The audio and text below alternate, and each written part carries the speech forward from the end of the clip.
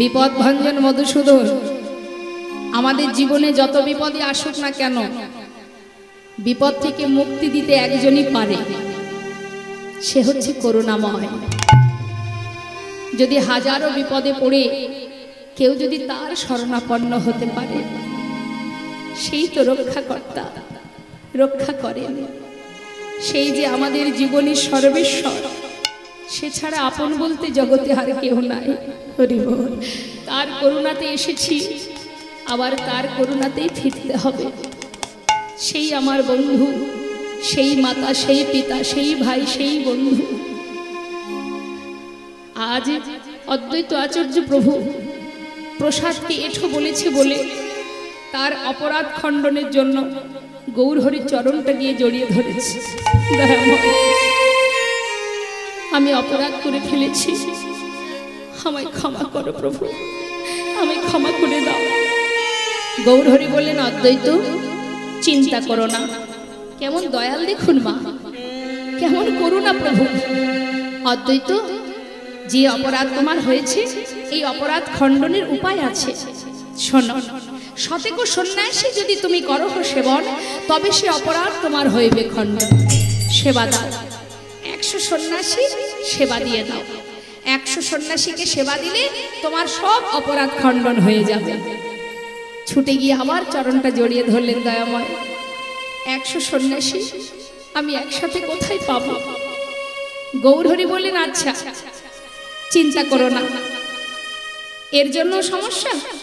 আচ্ছা, আমি তো সন্ন্যাসী, তুমি এক কাজ করো অদ্বৈত, 100 সন্ন্যাসী যদি একসঙ্গে না পাও, আমাকে একদিন করে 100 দিন সেবা দিয়ে দিও, তাহলে তোমার অপরাধ খণ্ডন হবে। যেই না বলেছে মা, চরণটা জড়িয়ে ধরে কাছে আর বলছে, প্রভু তুমি কত দয়া, কত সহজে তুমি আমার অপরাধ থেকে মুক্তি দিলে। 100 দিন কেন, আশীর্বাদ করো ও দয়াময়, যেন যুগে যুগে সেবা আমি দিতে পারি, যেন যুগে যুগে সেবা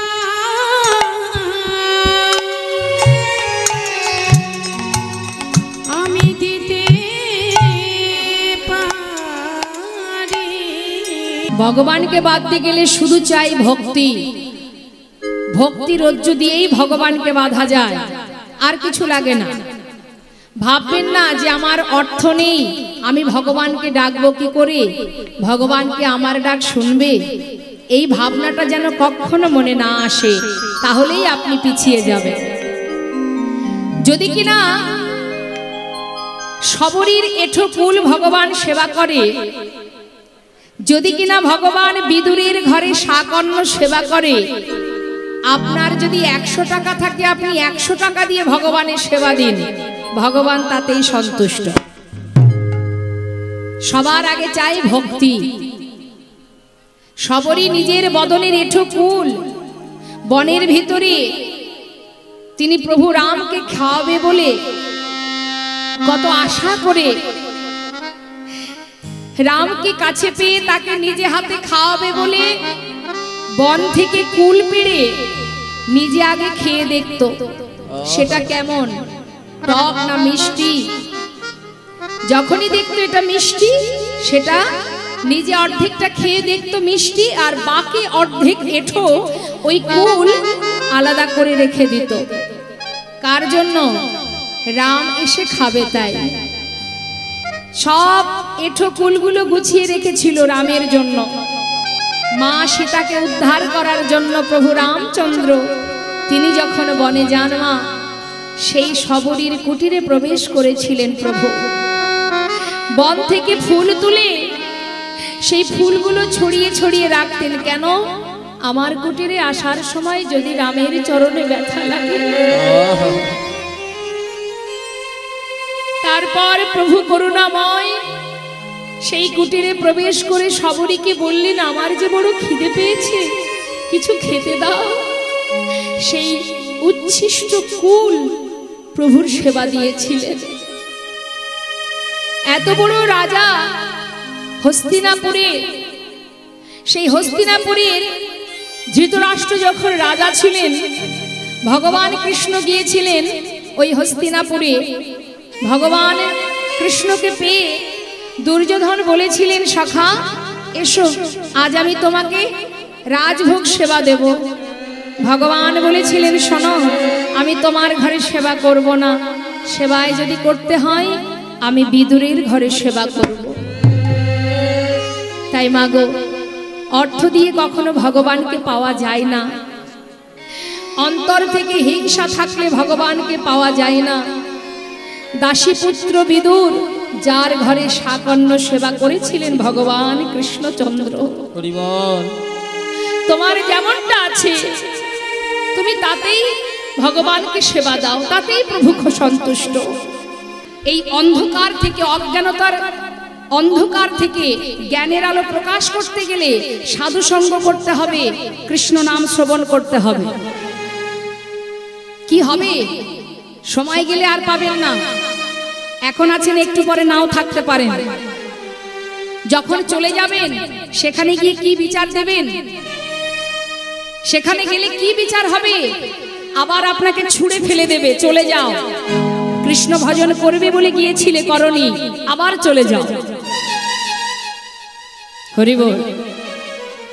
তাই সবার কাছে নিবেদন, আজ এখানে বলে নয়, যেখানেই আপনি যাবেন, বাড়ি থেকে যখন বেরিয়েছেন মনে মনে ভেবেছেন যে অমুক জায়গায় আজ কীর্তন হবে, কৃষ্ণ নাম শুনতে যাচ্ছি, মনে মনে ভেবেছেন, কিন্তু মানুষের পদস্খলন হয়।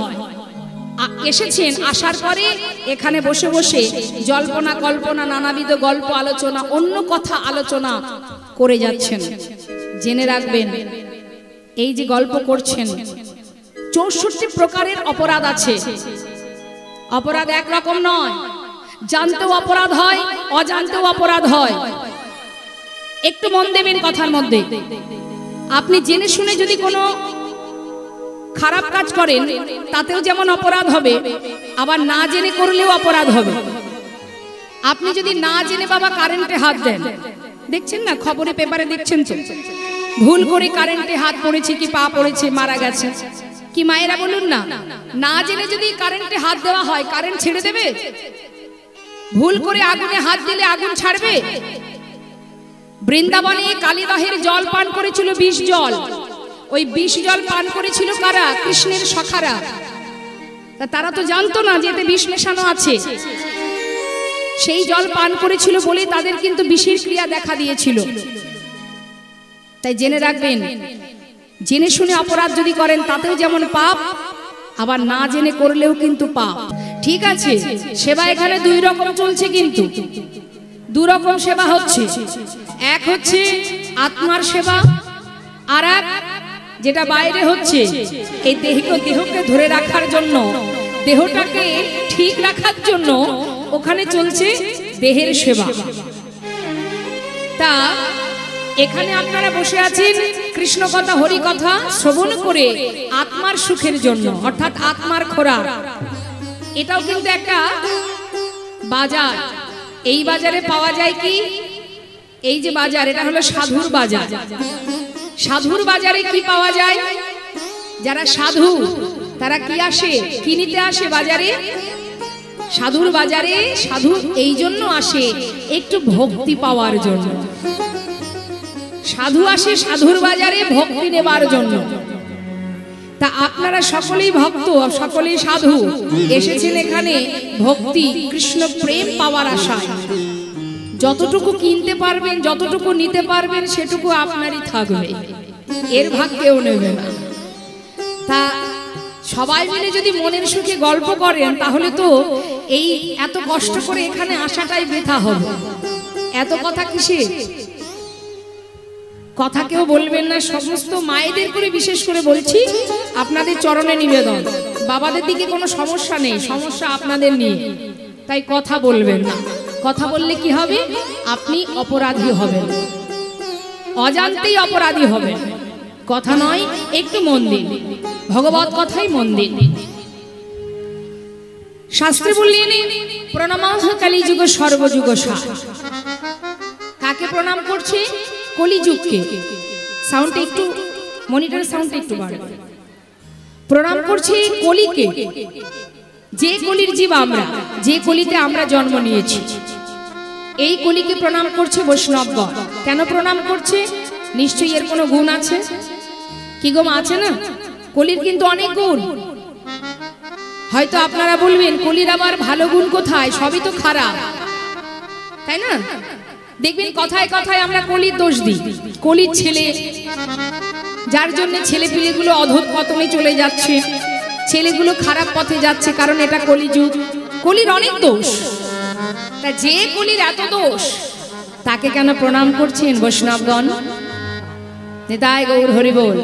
বৈষ্ণব মহাজন বললেন, প্রণামাহ কলিযুগ সর্বযুগ সার, হরিনাম সংকীর্তন যাহাতে প্রচার। মহামন্ত্র হরিনাম। জগতে যত দেবদেবীর পূজা হয়, সমস্ত দেবদেবীর পূজায় যে শ্লোক পাঠ করা হয় সেগুলোকে বলে মন্ত্র, আর হরিনামকে বলা হয় মহামন্ত্র। মহামন্ত্র যদি কেউ জপ করতে পারে, তার মন্ত্র প্রয়োজন হয় না। তা সেই মহামন্ত্র প্রচার করলেন কে? আমাদের নদিয়ার চাঁদ গৌর হরি, দয়াল নিতাই চাঁদ, অদ্বৈত আচার্য প্রভু, নামাচার্য শিলা ঠাকুর হরিদাস, যারা এই হরিনাম দিকে দিকে জীবের দ্বারে দ্বারে প্রচার করেছেন। যে হরিনাম করলে, যে মহামন্ত্র জপ করলে কলিহত জীবের উদ্ধারের জন্য আর কিচ্ছু করতে হয় না। তুমি যেভাবেই থাকো, যেখানেই থাকো, শুধু হরিনাম করো, মহামন্ত্র জপ করো। এর জন্য কোনো পবিত্র অপবিত্র, সূচি অসুচি কিচ্ছু প্রয়োজন নেই। অপবিত্র পবিত্র বা সর্ববস্ত্রাঙ্গত বিবা যৎ সারে পুণ্ডরিকাক্ষ সবাজ্য অভ্যন্তর সূচি। অর্থাৎ তুমি সূচি থাকো, অসুচি থাকো, তুমি পবিত্র থাকো, অপবিত্র থাকো, যেখানে থাকো, যেমন থাকো, শুধু হরিনাম করো। যখনই তুমি হরিকে স্মরণ করবে, তখনই তোমার ভিতর বাহির সব পবিত্র হয়ে উঠবে। তাহলে চিন্তা করতে হবে মা, এত সহজ উপায় কলিহত জীবের জন্য। বৈষ্ণব মহাজন বললেন, কলিহত জীবের অপরাধের কথাটা আগে বলি, তারপরে কলির গুণের কথাটা বলবো। শুনুন, কলিজীবের অপরাধটা কোথায়, মানে কলির দোষগুলো কোথায়, একটু মন দেবে। আমরা কলিহত জীব, আমরা পদে পদে যে অপরাধ করে চলেছি, সেটা রামভক্ত তুলসী দাস তিনি রামচরিতে কলম দিয়েছেন। কি বলেছেন? সচ্চ কহে তোমারে লট্ঠা ঝুঠ জগৎ ভোলায়, গৌরস গলি গলি ফিরি সুরা বৈঠল বেচা, गाभी को दोहे कुत्ता को पाले बाछुरी रह जाए भूखा, संबंध को अच्छा खिलाए लेकिन बाप रह जाए भूखा, चोर के छाड़े साधु के बांधे पथिक को लगाए फांसी, हाय रे कलियुग तेरी तामाशा दुख लगे और हाসি। কথাগুলোর মধ্যে মন দেবেন মা। সচ্চ কাহে তোমারে লট্ঠা, সত্য কথা বলবেন, সৎ পথে চলবেন। আপনি যদি সোজা পথে যান, সত্য কথা বলেন, যদি আপনি ভগবানের সেবা করেন, সাধু গুরু বৈষ্ণবের সেবা দেন, দেখবেন পদে পদে আপনাকে নানান বিপদের সম্মুখীন হতে হবে।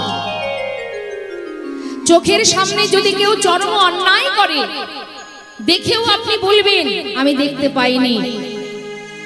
সামনাসামনি যদি স্বীকার করেন যে হ্যাঁ আমি দেখেছি, এটা অপরাধ, এটা অন্যায়, এটা ভুল, হয়তো এমন হতে পারে যে রাতারাতি আপনার প্রাণটাও চলে যেতে পারে, প্রাণ সংশয় হয়ে যাবে। বর্তমান কলিযুগের এমনই দুরবস্থা, যারা সম্মানীয় ব্যক্তি তারা কেউ সম্মান পান না, যারা ঘৃণিত ব্যক্তি, যাদের মুখ দেখা উচিত নয়, তাদের কাছে সর্বদাই সাধারণ মানুষ মাথা নিচু করে চলছে। দেখতে পাচ্ছি সে অন্যায়ের পর অন্যায় করছে, তথাপিও মুখে কিছু বলা যাবে না, বললেই বিপদ। যারা সম্মানীয় ব্যক্তি, মা বাবাকে কেউ ভক্তি শ্রদ্ধা করে, ঘরের বাচ্চারা, আজকালকার ছেলে মেয়েরা মা বাবাকে, সাধুগুরু বৈষ্ণবকে দেখলে সম্মান করে, বরং তিরস্কার করে, ঠাট্টা করে, অপমান করে। মা বাবার কথা সন্তান শোনে না, সন্তানের কথায় মা বাবাকে বসা উঠা করতে হয়। গুরুর কথা শিষ্য শোনে না, শিষ্যের কথায় গুরুকে চলতে হয়। বর্তমানে এমন দুরবস্থা কলিযুগে। তারপরেও বলছেন ঝুঠে জগৎ ভুলায় গোরস গলি গেলি ফিরি সুরা বৈঠল বেচায়। অর্থাৎ এই জগৎটাকে ছেয়ে রেখেছে অত্যাচার, অনাচার, ব্যভিচার, দুরাচার। পাপের পরে পাপ, অপরাধের পর অপরাধ হয়ে চলেছে। গোরস মানে কি মা? গোরস মানে গরুর দুধ। দেখবেন যারা দুধ বিক্রি করে তারা জীবের ঘরে ঘরে গিয়ে, দাঁড়ে দাঁড়ে গিয়ে, দরজার গোড়ায় গিয়ে চিৎকার করে ডাকে, চিৎকার করে বলে দুধ আছে, দুধ নেবে গো। যারা গোয়ালা তারা সকলে জীবের দাঁড়ে দাঁড়ে গিয়ে দুধ বিক্রি করে। সেই দুধ কেউ খায় কেউ খায় না। কিন্তু যে ব্যক্তি মদ বিক্রি করে তাকে কি দাঁড়ে দাঁড়ে আসতে হয়? আপনার ঘর থেকে যদি 50 কিলোমিটার দূরেও হয়, দেখবেন কলিহত জীব সেইখানে গিয়ে ভিড় করে। সে যত দূরেই হোক, সে যদি গুহার মধ্যে হয় বা পাহাড়ের উপরে হয়, সেখানেই মানুষ ছুটে যায় সেই সুরা পান করার জন্য। কিন্তু ঘরের দরজায় দুধ এসে যখন গোয়ালা দুধ বিক্রি করে, সেই দুধ সবাই কিনে খায় না। এটা আমার কথা নয়, শাস্ত্রে বললেন গৌরস গলি গলি ফিরি সুরা বৈঠল বিকায়। আর কি গাভী কুদহি কুত্তা কপালে বাছুরি রহে যায়। যারা বাড়িতে গরু পোষেন, গাভীর দুগ্ধটাকে দহন করে নিয়ে আপনারা কি করেন? বাছুরকে অনাহারে রেখে দুধ বিক্রি করে দেন। আবার দেখবেন অনেক বাড়িতে আছে বাছুর অনাহারে থাকলে কি হবে? বাড়িতে যদি বিদেশি কুকুর থাকে, কুকুরের জন্য সুব্যবস্থা থাকে, তার খাওয়া পড়ার যাতে কোনো কষ্ট না হয়, সেই ঘরের মধ্যে কুকুরের জন্য সবকিছু ব্যবস্থা। কিন্তু নিজের মা বাবার জায়গা কোথায়? বৃদ্ধাশ্রমে। এক মায়ের 5টি পুত্র, সেই 5 পুত্র একটি মায়ের খোরাক জোগাড় করতে পারে না। মা যখন মারা গেল, 5 বাড়িতে শ্রাদ্ধের কাজ হচ্ছে। একসঙ্গে 5 পুত্র এক জায়গায় বসে মায়ের জন্য মঙ্গল কামনা করছে। মা মাকে নিয়ে, মা যেন তাদের কাছে বোঝা, কে দায়িত্ব নেবে মায়ের। তাই একসঙ্গে ভাই ভাই না করে আলাদা আলাদা করে যে যার মতো করে 5 বাড়িতে এক মায়ের জন্য শ্রাদ্ধের কাজ হচ্ছে। বর্তমান কলিযুগে আমাদের চোখে দেখা। তা বৈষ্ণব মহাজন বললেন যে এই সংসার জীবনে যাদেরকে আগলে তুমি বসে আছো, যাদেরকে বুকের মধ্যে জড়িয়ে ধরে দিন কাটাচ্ছ, জেনে রাখো তারা কিন্তু তোমার কেউ নয়। যত সময় তোমার ক্ষমতা আছে তত সময় তারা তোমার পাশে থাকবে। যেদিন তোমার ক্ষমতা ফুরিয়ে যাবে, সেদিন আর কেউ তোমার পাশে থাকবে না। এই তো কলিহত জীবের দুরবস্থা। তারপরেও বলছেন চোরকে ছাড়ে সাধুকে বাঁধতে প্রতিজ্ঞা লাগায় ফাঁসি।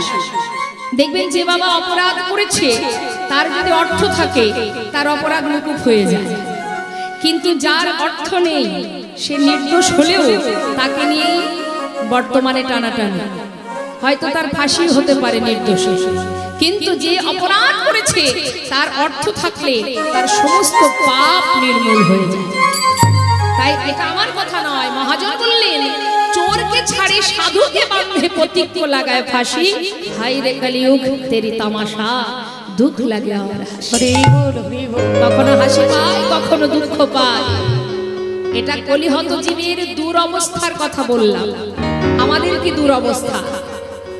এবার বলবো মা, কলিযুগে কলিহত জীবের জন্য যে কলির যে একটা মাহাত্ম্য আছে, যে গুণ আছে, সেটা কি? ওই যে শাস্ত্রে বললেন হরের নাম হরের নাম হরের নাম কেবলম কালো নাস্তেব নাস্তেব গতির অন্যথা। একবার কৃষ্ণ নামে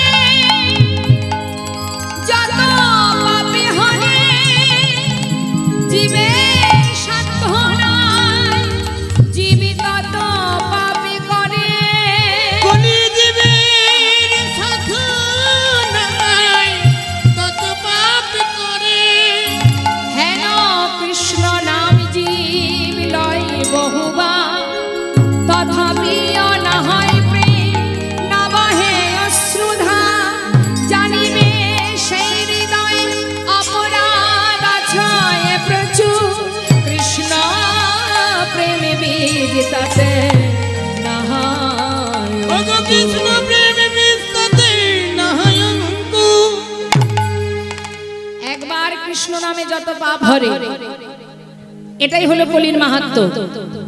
কলিযুগে কোনো জীব যদি একটিবার কৃষ্ণ নাম করতে পারে, ডাকার মতো ডাকতে পারে, সেই ডাক যদি একবার প্রভুর করণে পৌঁছে যায়, তোমার একটি কণ্ঠের স্বর যদি তার করণে পৌঁছায়, সারা জীবন তোমাকে ডাকতে হবে না।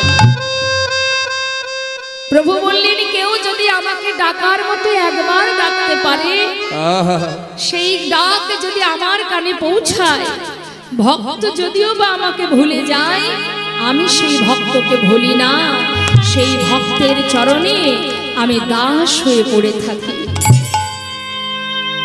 কিচ্ছু নয়, দুটি বাহু তুলে আত্মনিবেদন করে যদি বদন ভরে হরিনাম মহামন্ত্র জপ করতে পারো, আর কিছু করতে হবে না। নিজেকে সঁপে দাও ভগবানের চরণে, গুরুচরণ আশ্রয় করে আত্মনিবেদন করে শুধু ডাকার মতো একবার ডাকো, হে প্রভু, আমি পতিত, আমি পাষণ্ড, আমি ভজন জানি না, সাধন জানি না, শুধু তোমার চরণে দুফোঁটা বাড়ি বরিশন করে নিবেদন জানাই প্রভু। কেমন করে ডাকতে হয় আমি জানি না।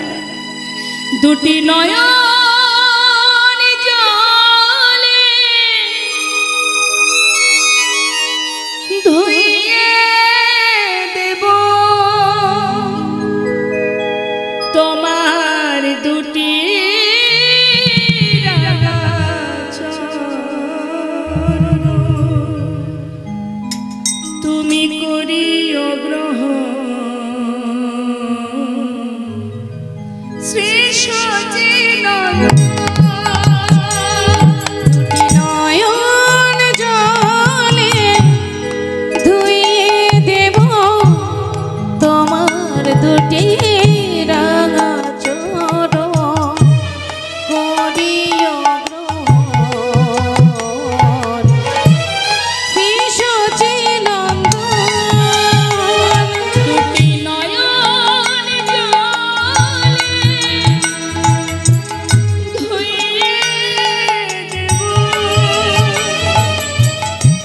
তোমার দুটি রাঙা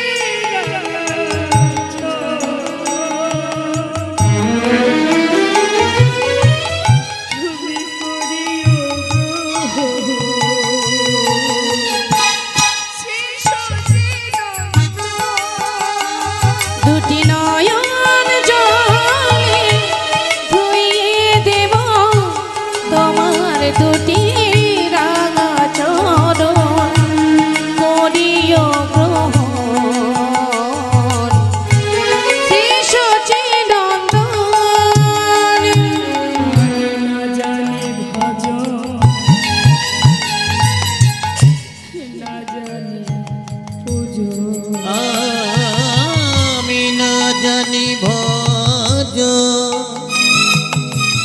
না জানি পূজ, মনে মনে পাব ও রাঙা চরণ। আমি না জানি ভজ, আমি না জানি পূজ, গুনে গুনে পাবা ও দুটি চরণ। দুটি নয়নের জল বহিয়া বিরল, দুটি নয়নের জল বহে অবিরাম। দুটি নয়নের জল বহিয়া বিরল, দুটি নয়নের জল বহে অবিরাম, ভগবানে না ভালো। শ্রী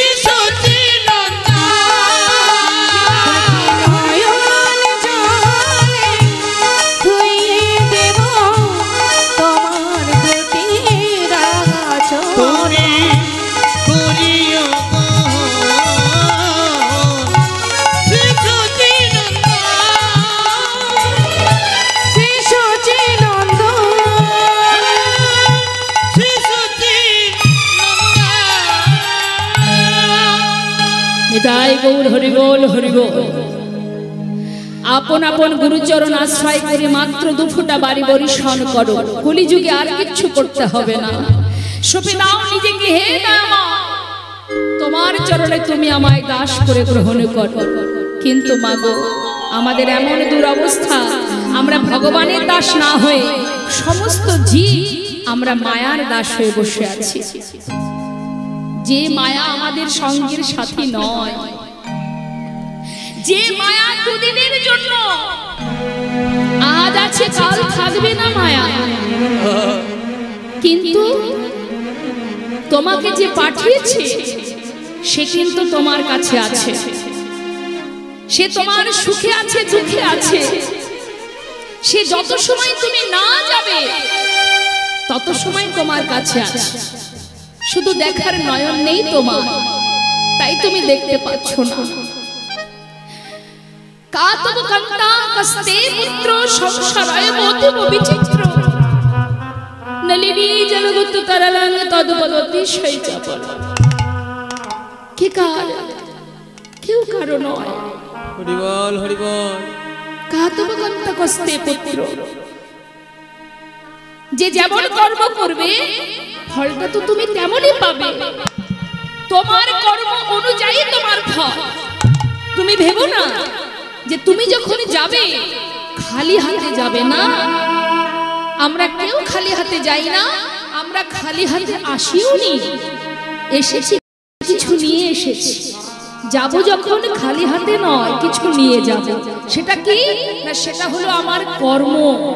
আমার কর্ম অনুযায়ী আমি পাপ করলাম না পুণ্য অর্জন করলাম, সেই ফলটা সাথে করে নিয়ে যেতে হবে। আবার যখন এসেছি পাপ পুণ্যের ফলটা সাথে করে এনেছি, খালি হাতে যাইনি মা। তুমি এসেছো কৃষ্ণ ভজন করবে বলে, এই মর্তে তুমি এসেছো। তুমি প্রতিশ্রুতি করেছিলে ভগবানের কাছে যে মানব কুলে জন্ম দাও, দুটি হাত দাও প্রভু, নয়ন দাও, বদন দাও, শ্রুতি মূল দাও, সবকিছু দাও তুমি, তবেই তো তোমার ভজন করব বলেছিলাম। ৮০ লক্ষ জনী কীট পতঙ্গ হয়ে ৪ লক্ষ মানব জনম, এই ৮৪ লক্ষ জনী অতিক্রম করে তারপরে এত সুন্দর দুর্লভ কৃষ্ণ ভজনের পরিপূর্ণ মানব জনম পেয়েছি। পেলে কি হবে? যাদেরকে আগলে বসে আছো তারা তো তোমাকে ভালোবাসে, তোমার ক্ষমতা আছে তাই। যেদিন তোমার ক্ষমতা থাকবে না, তারাও থাকবে না তোমার কাছে। এটা আমরা বুঝবো কবে? আহা, আপন আপন করছো যারে সে তো আপন নয়, দিন ফুরালে বুঝবে আপন যে পর হয়। তাহলে আপন কে? কে আপন? একবার ভেবে দেখেছেন কে আপন? যে সর্বক্ষণ তোমার কাছে আছে। যারা বুঝেছে তারা চলে গেছে, সংসারে তারা নেই।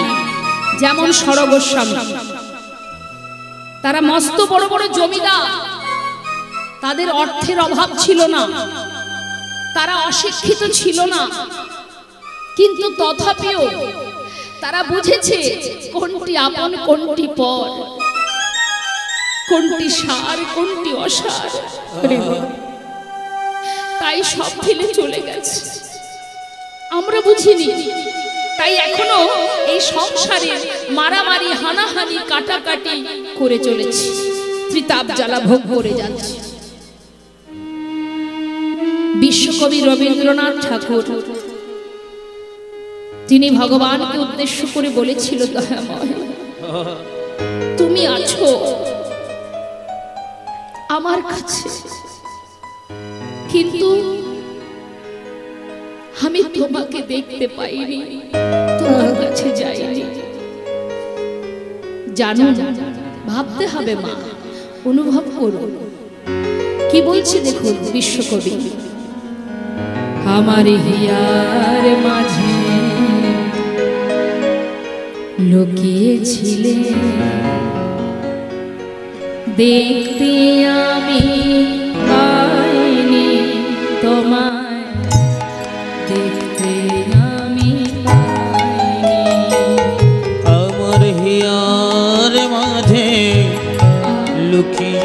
ছিলে দেখতে আমি পাইনি তোমায়, দেখতে আমি পাইনি। ওই বাহির পানে চোখ মেলেছি, বাহির পানে আমার হৃদয় পানে চাইনি। আমার হিয়ার মাঝে লুকিয়েছিলে দেখতে আমি পাইনি তোমায়, দেখতে আমি পাইনি।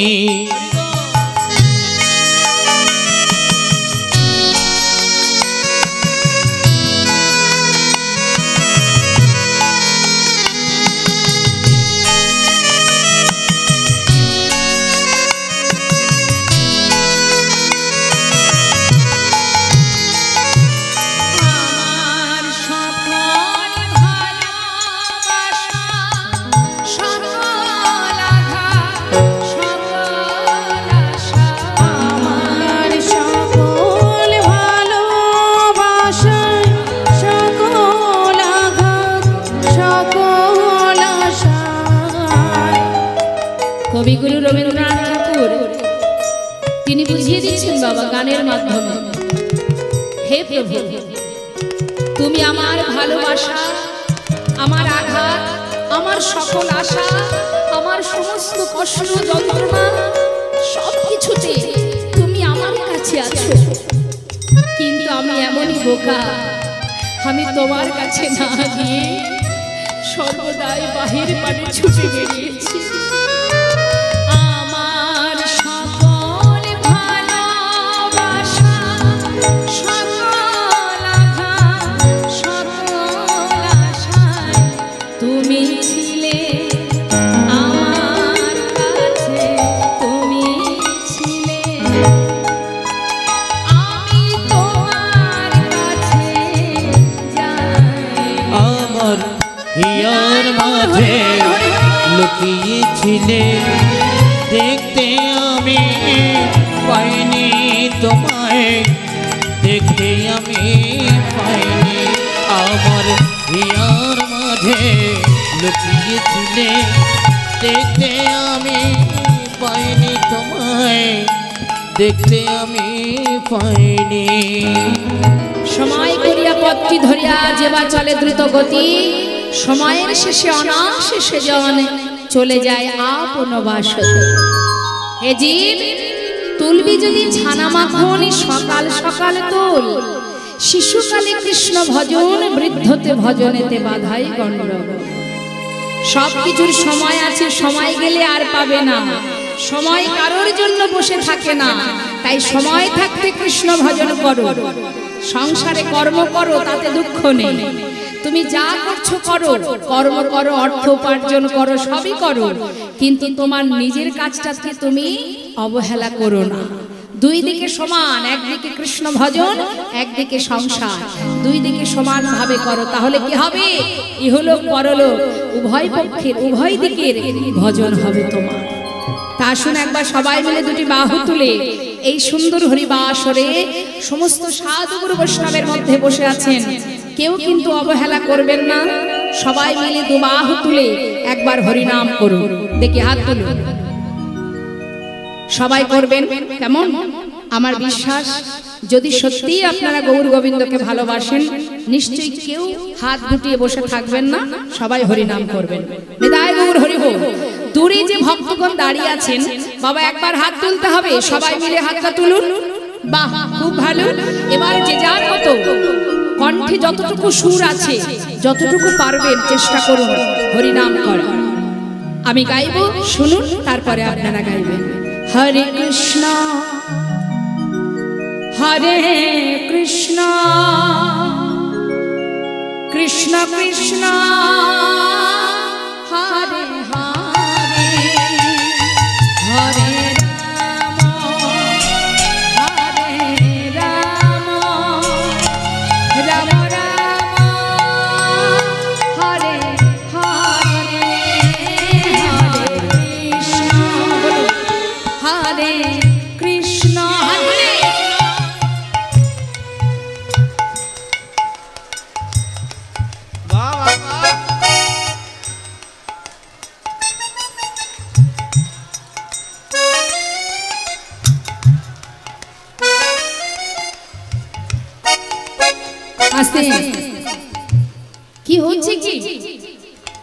না খেয়ে আছেন নাকি? সারাদিন কিছু খাওয়া হয়নি? তাহলে আমরা বিড়বিড় করে গাইছেন কেন? হরিনাম সংকীর্তন, যেটা সকলে একসঙ্গে কীর্তন করা হয়, সেটা হলো সংকীর্তন। আর ভগবানের সেবার বেলায় এত অলসতা কিসের? যেখানে যা করবেন করবেন, বাড়িতে কাজ করবেন না, সারাদিন বিছানায় ঘুমিয়ে থাকবেন, তাতে দুঃখ নেই।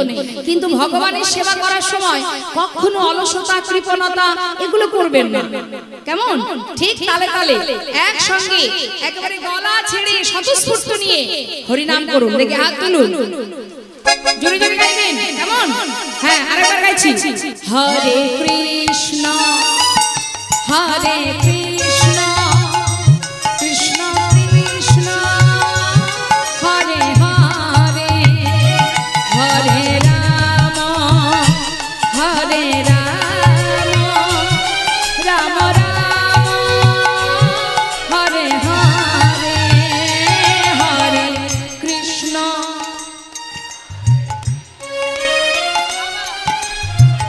হরি বল, আহা হা, আয় বল হরি বল।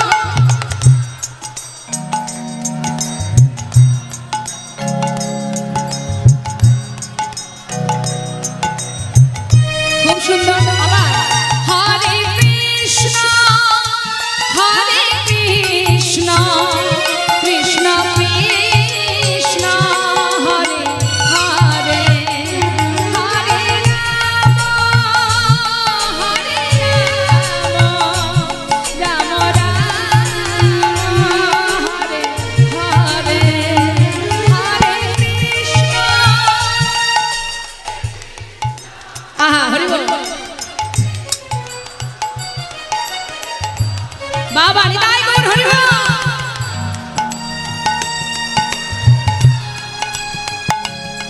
খুব সুন্দর।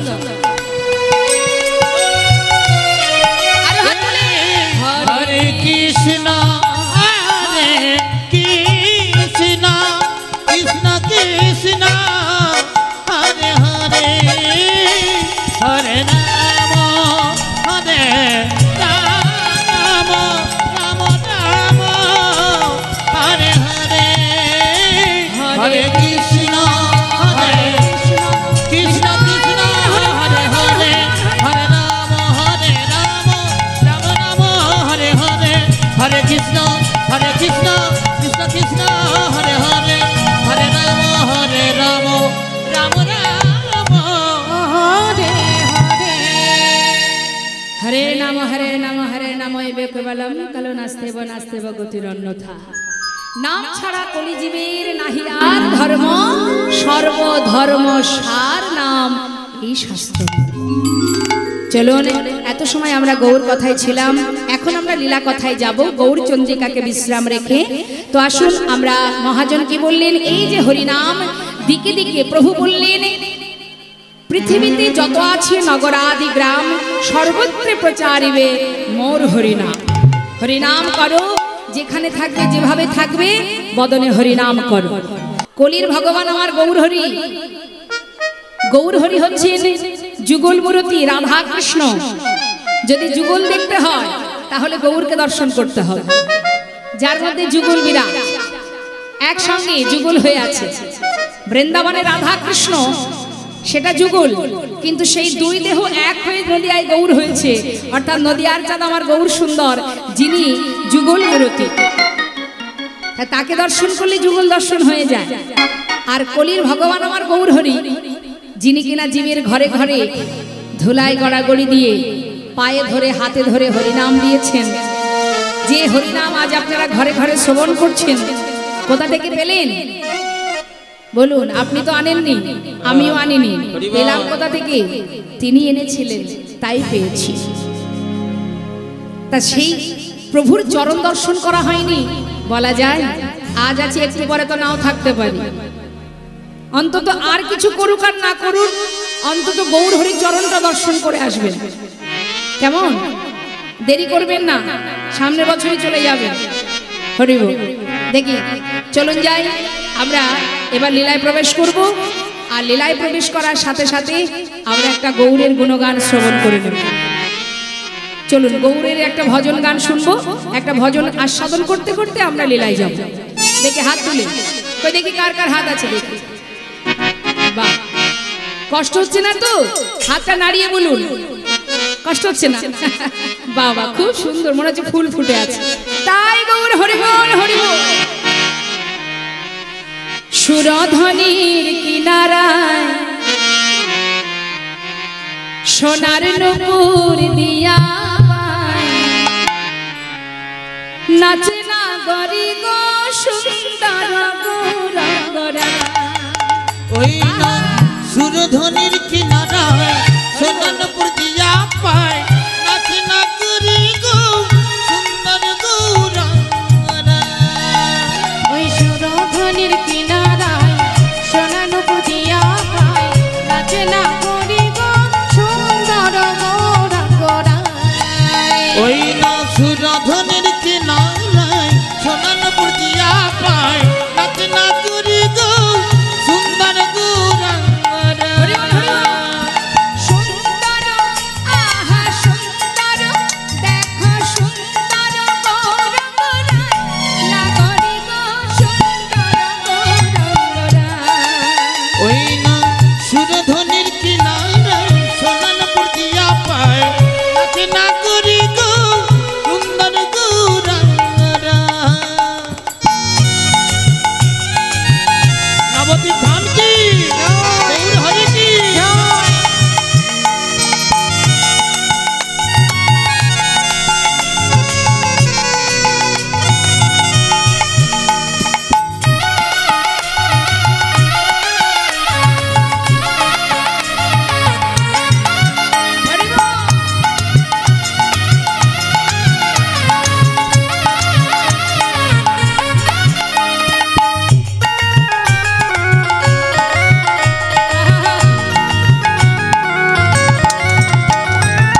সুন্দর কপালে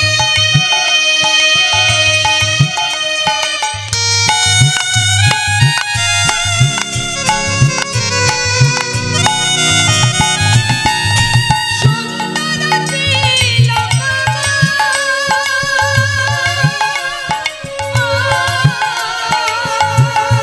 ওই সুন্দর কপালে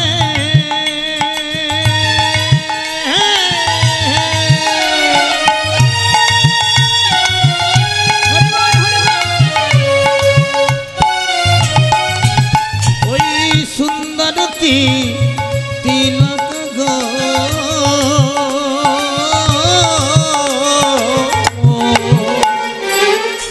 বলুন দেখি কাকে সুন্দর বলা যায় মা? সুন্দর কাকে বলে? আমার দিকে, আমার দিকে। আমি কি দেখতে খারাপ? তাহলে আমার দিকে তাকান না। কি আমি সুন্দর নই? সুন্দর। কিন্তু আমি সুন্দর কিসে জানেন? এই যে অনেক কিছু মেখেছি, দামি দামি সুন্দর বসন পরেছি, তাই সুন্দর, তাই না? দামি দামি ক্রিম মাখলে, দামি দামি পোশাক পরলে তবেই সুন্দর দেখায়। কিন্তু সুন্দর তো বাবা সেটাই যার অঙ্গে দামি গহনাও নেই, দামি বসনও নেই, আবার দামি ক্রিমও মাখানো নেই, সেটাই সুন্দর।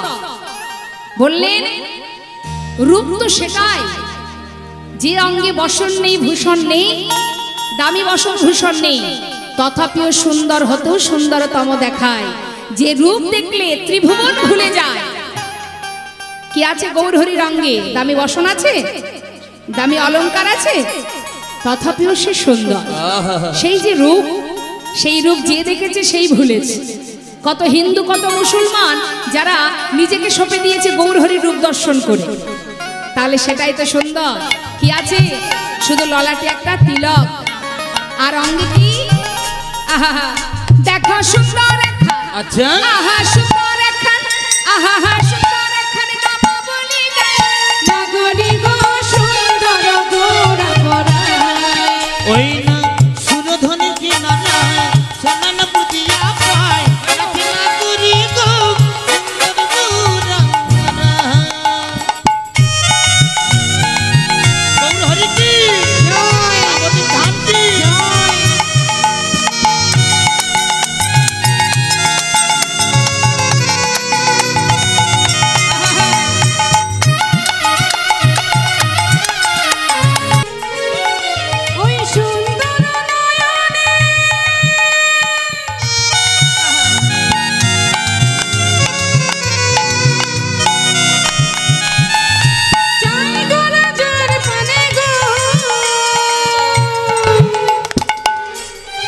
স্বয়ং করুণাময় গৌরহরি যদি তার নয়ন দিয়ে কারুর দিকে একবার তাকায়, যে জীবের দিকে একবার নয়ন দেবেন তিনি, সে কি আর ঘরে যেতে পারবে? তার অবস্থা কি? মহাজন বললেন, এই দেহ ছাইরা মনটা লইয়া যায় না গরি গো সুন্দর গৌরাঙ্গরায়। ওই না সুরধন কি নানা সোনান পুজিয়া পায় না করি গো সুন্দর গৌরাঙ্গরায়। সুন্দর গৌরাঙ্গরায়, ওই না সুন্দর গৌরাঙ্গরায়, সুন্দর গৌরাঙ্গরায়। এবার একটু মন দিতে হবে মা। যারা গৌরহরিকে দর্শন করেছেন তাদের অসুবিধা নেই, কিন্তু যারা দর্শন করেননি একটু মন দেবেন, তাই তো? এখন যাকে দেখেননি তার কথা বলবো তো, একটু মন দেবেন, মন দিয়ে শুনবেন। শ্রীধাম নবদ্বীপে নদিয়ার চাঁদ আমার গৌর সুন্দর, তিনি তার যখন প্রথম বিবাহ হয়েছিল লক্ষ্মীপ্রিয়ার সঙ্গে, লক্ষ্মীপ্রিয়ার সঙ্গে বিবাহ হবার পর, আস্তে কথা নয়, একটু একটু সকলে চরণ ধরে মিনতি করছি, কথা নয়। যখন মহাপ্রভু নবদ্বীপ ছেড়ে গিয়েছিলেন বাংলাদেশে শ্রীহট্টে, যার নাম এখন সিলেট বলা হয়, ওই শ্রীহট্টে ছিল মহাপ্রভুর পিতৃভূমি। তা তিনি নবদ্বীপ থেকে পায়ে হেঁটে ধর্ম প্রচার করতে করতে, নাম দিতে দিতে তিনি গিয়েছিলেন সেই শ্রীহট্টে। মাগো, আমরা যখন বাংলাদেশে যাই, আমাদের উত্তর 24 পরগনা বনগাঁ থেকে বর্ডার পার হলে, বেনাপোল বর্ডার পার হলে, সেখান থেকে 14 ঘন্টা লেগে যায় সিলেট যেতে। আর মহাপ্রভু নবদ্বীপ থেকে পায়ে হেঁটে গিয়েছিলেন পিতৃভূমি দর্শনে। নিতাই গৌর হরি বল, হরি বল। তা তিনি যখন বাবার সেই পিতৃভূমি দর্শনে গেছেন, সেই সময় মা লক্ষ্মীপ্রিয়া প্রভুর শোকে প্রাণ ত্যাগ করেন, যেটাকে অনেকে বলে যে কাল সাপে দংশন। কাল সাপ মানে, কাল মানে কি? কোন সাপে দংশন করেনি, প্রভুর শোকে তিনি মারা যান। বিরহ তাপে, বিরহ শোকে তিনি মারা গিয়েছিলেন। তারপর মা সচিমা দেখছে ছেলে পাগলের মতো ঘুরে বেড়ায়, হরিনাম করে বেড়ায়। তাই মার ইচ্ছা পূরণের জন্য মা নিজেই বলেছিলেন যে তোকে আবার আমি বিবাহ দেব। মহাপ্রভু বলেছিলেন, মা আমি কেউ বিবাহ করেছি, আবার কেন তুমি আমাকে বিবাহ দেবে? বাবা, আমার ইচ্ছা, আমার ইচ্ছা, আমি কখন চলে যাব তার ঠিক নেই, তাই আমি চাই আবার বিবাহ দিয়ে আমি নববধূকে ঘরে এনে তার হাতে তোকে সঁপে দিয়ে তবে আমি নিশ্চিন্তে মরতে চাই।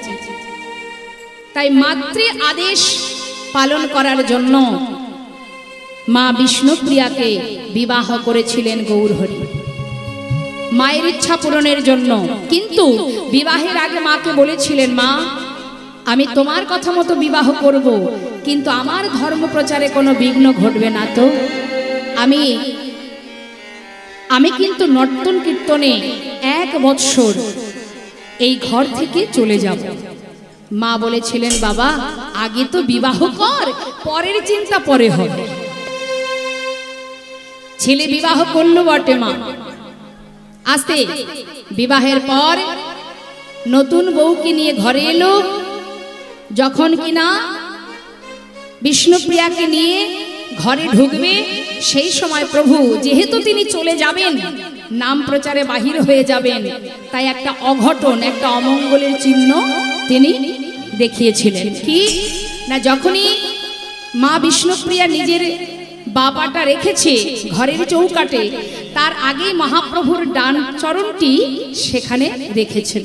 আর মা বিষ্ণুপ্রিয়া যেই নিজের বাম পদ রেখেছে, রাখা মাত্রই প্রভুর পায়ে বাধা সৃষ্টি হয়ে সেখানে হোঁচট খেয়ে পড়ে যায়, এবং সেখান থেকে, সেই চরণ থেকে রুধির বাহির হয়েছিল, রক্ত পড়েছিল।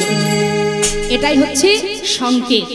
বিঘ্ন ঘটালেন শুভ লক্ষণের মধ্যে শুভ কাজের মধ্যে বিঘ্ন ঘটা মানেই এটা অমঙ্গলের চিহ্ন। প্রভু এটা করেছিলেন কেন? যেহেতু তিনি থাকবেন না। সেই দিন আজ মহাপ্রভু মা বিষ্ণুপ্রিয়াকে নিয়ে শয্যাপরি শয়নে আছেন। তাই গৌর হরিবোল। শয্যাপরি শয়নে আছে। ঠিক যখন মধ্যরাত মাঝরাত্রি হঠাৎ মা বিষ্ণুপ্রিয়ার ঘুম ভেঙে গেল। যেই না ঘুম ভেঙে গেছে সঙ্গে সঙ্গে মা বিষ্ণুপ্রিয়া প্রভুর শয্যার উপরে হাত দিলেন। হাত দেওয়া মাত্রই তিনি দেখলেন কি, হেথা বিষ্ণুপ্রিয়া চমকি ওঠিয়া, হেথা বিষ্ণুপ্রিয়া চমকি ওঠিয়া, পালঙ্কে বুলায় হাত গো, ওই না পালঙ্কি বুলায়ে হাত গো, পালঙ্কে বুলায় হাত গো, এই পালঙ্কে বুলায়ে হাতে গো, প্রভু না দেখিয়া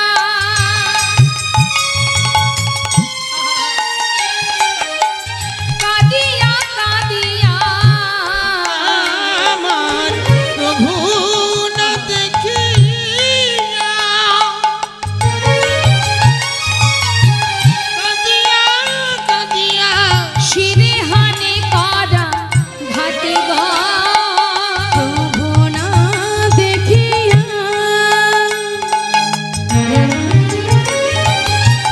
কাঁদিয়া কাঁদিয়া শিরহানে করা ঘাটে গো, বলে প্রভু তুমি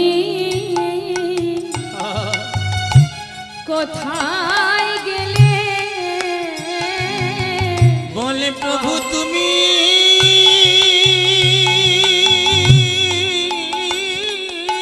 হরি বল, হরি বল। প্রভু তুমি কোথায় গেলে, এই অভাগিনীকে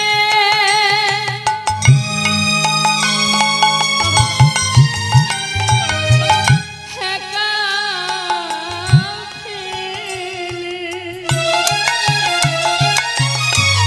বলো প্রভু তুমি কোথায় গেলে, এই অভাগিনীকে ফেলে রেখে প্রভু তুমি কোথায় গেলে, প্রভু এই কি তোমার মনে ছিল, এই কি তোমার মনে ছিল, অভাগিনীকে কাঁদায় তুমি চলে যাবে, এই কি তোমার মনে ছিল, অভাগিনীকে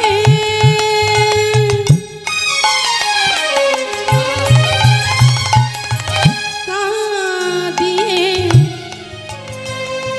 প্রভু এই কি তোমার মনে ছিল, শিরে হানে করা ওই না শিরেহানে করা ঘা দেখা, শিরেহানে করা ঘা।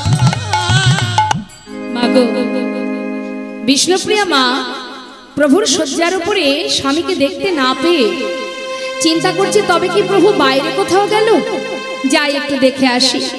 তাড়াতাড়ি করে মধ্যরাত মাঝরাত্রে তখন সবাই ঘুমিয়ে আছে, মা বিষ্ণুপ্রিয়া একা একা ঘর থেকে বাইরে বেরিয়ে চারিদিকে খুঁজে খুঁজে কোথাও প্রভুকে পাচ্ছে না।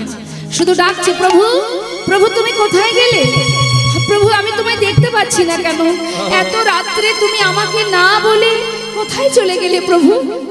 চারিদিকে খুঁজে যখন প্রভুকে পেল না, মনে মনে চিন্তা করছে তাহলে এক কাজ করি, একবার মাকে গিয়ে জিজ্ঞাসা করি। কে মা, শাশুড়ি মা, সচিমা। সচিমার বয়স হয়েছে, তিনি ঘুমিয়ে আছেন, চোখে ভালো দেখতেও পান না। সেই ঘরের দরজার কাছে গিয়ে ডাকছে বিষ্ণুপ্রিয়া, মা মা মা, একটু দরজা খোলো না মা। মা সচিমা দেখছে বৌমার কণ্ঠস্বর, কি হলো? তাড়াতাড়ি করে সচিমা দরজা খুলেছে, দেখছে চারিদিকে অন্ধকার। আরে বৌমা, কি হলো তোমার? এত অন্ধকার, এত তাড়াতাড়ি ঘুম থেকে উঠেছো কেন? কি হচ্ছে মা? হঠাৎ দেখছে তার বৌমার চোখে জল, কাঁদছে বৌমা। মা, তুমি কাঁদছো কেন? কি হয়েছে তোমার? আমাকে বলো। মা, বলবো বলে এসেছি মা, বলতে পারছি না। কেন? না বললে বুঝবো কি করে কি হয়েছে? আমাকে বলো কি হয়েছে। মা গো, চিন্তা করছে, যদি মাকে বলি যে তার ছেলে ঘরে নেই, মা যদি সহ্য করতে না পারে, বয়স হয়েছে তো তার, নিমাই চলে গেছে শুনলে সে কি সহ্য করতে পারবে? আমি কি করব? এদিকে সচিমা বারবার বলছে, বৌমা কি হয়েছে আমাকে বলো। মা, প্রভুকে নিয়ে আমি একই শয্যায় শয়নে ছিলাম, হঠাৎ আমার ঘুম ভেঙে গেল। আর যেই ঘুম ভেঙে গেল, আমি প্রভুর শয্যার উপরে হাত দিলাম। হাত দেওয়া মাত্রই আমি কি দেখলাম জানো মা? কি দেখেছো বৌমা? মা, আমি দেখেছি, মা গো, তোমার সন্তান, আমার স্বামী, আমার প্রভু, সে আর ঘরে নেই মা। সে ঘরে ছেড়ে জনমের মতো আমায় ত্যাগ করে চলে গেছে। সে যে আর ঘরে নেই মা, সে যে চলে গেছে। হরিবল হরিবল। মা সচিমা বৌমাকে জড়িয়ে ধরে বলছে, মা, এমন কথা বলো না, আমার নিমাই আমায় ছেড়ে যেতে পারে না। না না, আমার মনে হয় তুমি স্বপ্ন দেখেছো। আমার ছেলে কি করে আমাকে না বলে যাবে বলো? আমার মনে হয় তোমার ভুল হচ্ছে, তুমি নিশ্চয়ই স্বপ্ন দেখেছো, তাই না মা? বিষ্ণুপ্রিয়া বলছে, মা, যদি স্বপ্ন হতো আমার থেকে খুশি আর কেউ হতো না মা। এই স্বপ্ন নয় মা, এই যে সত্যি। বৌমা, আমাকে একটু নিয়ে চলো, আমি নিজে চোখে দেখতে চাই। সচিমার হাত ধরে যখন প্রভুর শয়ন মন্দিরে নিয়ে গেলেন, দেখছে পড়ে আছে সন্তানের চরণের নূপুর, পড়ে আছে গলার বড় ফুলের মালা। নিমাই আর নেই। মা সচিমা মনের কষ্ট মনে চেপে রেখে বৌমার দিকে তাকিয়ে মনে মনে চিন্তা করছে, জানি না আমার নিমাই কোথায় আছে, কিন্তু এই অভাগিনীর সামনে আমি এখন বলবোটা কি? তাই মনের মধ্যে সন্তান হারা যন্ত্রণা চেপে রেখে বলছে, বৌমা, আমার মনে হয় আমার নিমাই তো একটু হরিনামের পাগল, বোধহয় হরিনাম করার জন্য তোমাকে কিছু না বলে ওই নদীয়ার পথে পথে হয়তো হরিনাম করে বেড়াচ্ছে। তুমি চিন্তা করো না, তুমি এক কাজ করো মা, তুমি আমাকে একটা লণ্ঠন দাও, এখনো তো অন্ধকার, ঠিকঠাক আমি পথঘাট দেখতে পাবো না, আমাকে একটা লণ্ঠন দাও, আমি দেখছি নিমাই কোথায় আছে। তবে হ্যাঁ, আমি তোমায় কথা দিয়ে যাচ্ছি মা, আমার ছেলেকে নিয়ে আমি তবেই তোমার সামনে এসে দাঁড়াবো। মা, বেশ।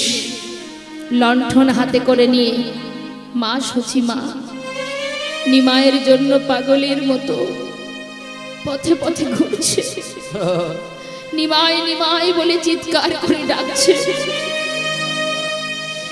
নদীবাসী তখন সবাই ঘুমিয়ে আছে, পথে ঘাটে শুধু কুকুর শ্রীগাল ঘুরে বেড়াচ্ছে।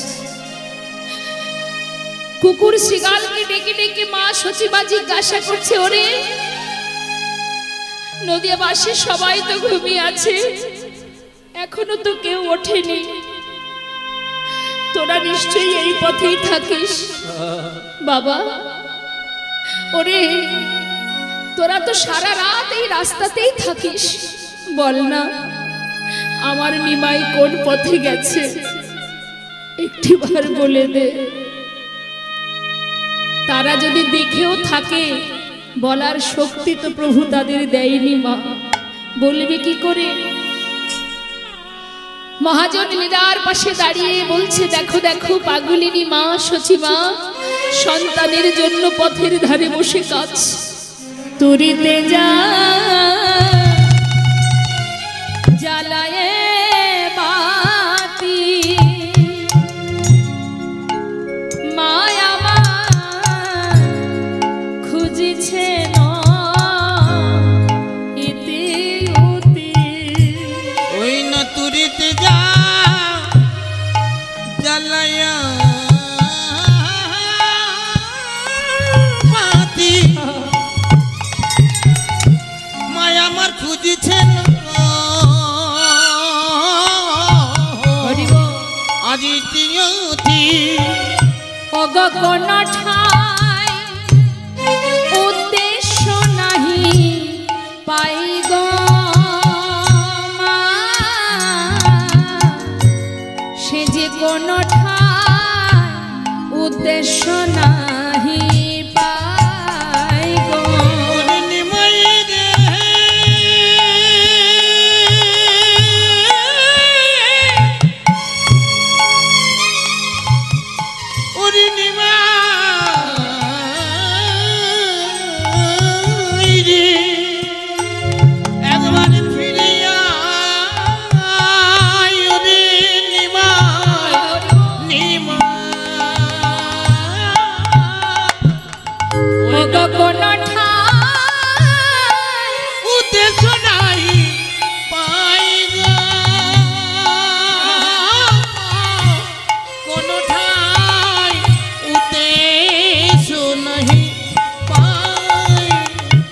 একবার নিমাই ফিরে আয় রে, একবার নিমাই ফিরে আয় রে, ওরে তুই যে আমার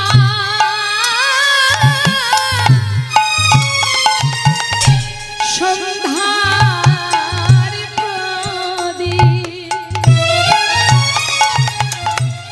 আয় আয় নিমাই আমার কোলে আয় রে, ওরে তুই যে আমার, ওরে তুই যে আমার সন্ধ্যার প্রদীপ, একবার আমার কোলে আয় রে। সন্তান যার হারিয়েছে সেই তো জানে সন্তান হারা যন্ত্রণা যে কি, একমাত্র সেই জানে, সেই মাই জানে যার হারিয়েছে। আজ পাগলিনীর মতো মা পথের ধারে বসে আছে, কোনো কিছুর ভয় না করে। কোথায় আছে আমার নিমাই? বসে বসে কাঁদছে রাস্তার মাঝখানে, আর চিন্তা করছে নিমাইকে যদি না পাই তাহলে এই অভাগিনী বৌমার কাছে আমি কি করে যাব, তার সামনে আমার মুখটা কি করে দেখাবো, তার অবস্থা কি হবে, বৌমাকে আমি কেমন করে রাখবো। চিন্তা করছে না, সত্যি যদি নিমাই আমায় ফেলে চলে যায়, আমার এই প্রাণ আমি আর রাখবো না। মা মনে মনে চিন্তা করছে, তাই তো কিছু সময় বসে বসে কাঁদতে কাঁদতে বাবা একটু ভোর হয়েছে, দিনের আলো একটু একটু করে রাস্তাটা দেখা যাচ্ছে। চিন্তা করছে এই ভোরবেলা যাক, রাস্তা যখন একটু দেখা যাচ্ছে, যাই আমি একবার শ্রীবাসের ঘরে দেখে আসি আমার নিমাই শ্রীবাসের ঘরে আছে কিনা, কারণ নিমাই তো শ্রীবাসের ঘরে হরিনাম করে, যাই দেখে আসি। মা আমার মনের আনন্দে যাচ্ছে শ্রীবাসের ঘরে। শ্রীবাসের বাড়িতে যখন পৌঁছালো তখন সবেমাত্র সকাল হলো। মা ডাকছে, শ্রীবাস, ও শ্রীবাস। শ্রীবাস পণ্ডিত বলছে, কি মা তুমি এত সকালে? মা কি হয়েছে মা? কোনো বিপদ হয়েছে নাকি? প্রভু ঠিক আছে তো? প্রভু কেমন আছে মা? মা বলছে, শ্রীবাস তুই আমার কাছে এই কথা জিজ্ঞাসা করছিস কেন? তোর ঘরে আমার নিমাই নেই। জানিস বাবা, আমি নিমাইকে না কোথাও খুঁজে পাচ্ছি না। আমার বড় বিশ্বাস যে আমার নিমাই সে তো তোর ঘরে হরিনাম করে। আমার মনে হয় আমার নিমাই তোর ঘরে আছে, তাই তো এসেছি বাবা। আমার নিমাই কোথায় একটিবার বল, বল না শ্রীবাস, তুই জানিস আমার নিমাই কোথায়? মা, প্রভু তো প্রতি রাত্রি আমার ঘরে আসেন, হরিনাম কীর্তন করেন, কিন্তু কাল রাত্রি প্রভু আসেননি। আমিও তো সেটাই চিন্তা করছিলাম, প্রভু প্রতি রাত্রে আসে, কাল রাত্রে তিনি কেন এলেন না? আমিও তো আজ তোমার কাছে যেতাম জানার জন্য যে প্রভু কেমন আছে। মা বলছে, শ্রীবাস তোর ঘরে আমার নিমাই নেই? আহা,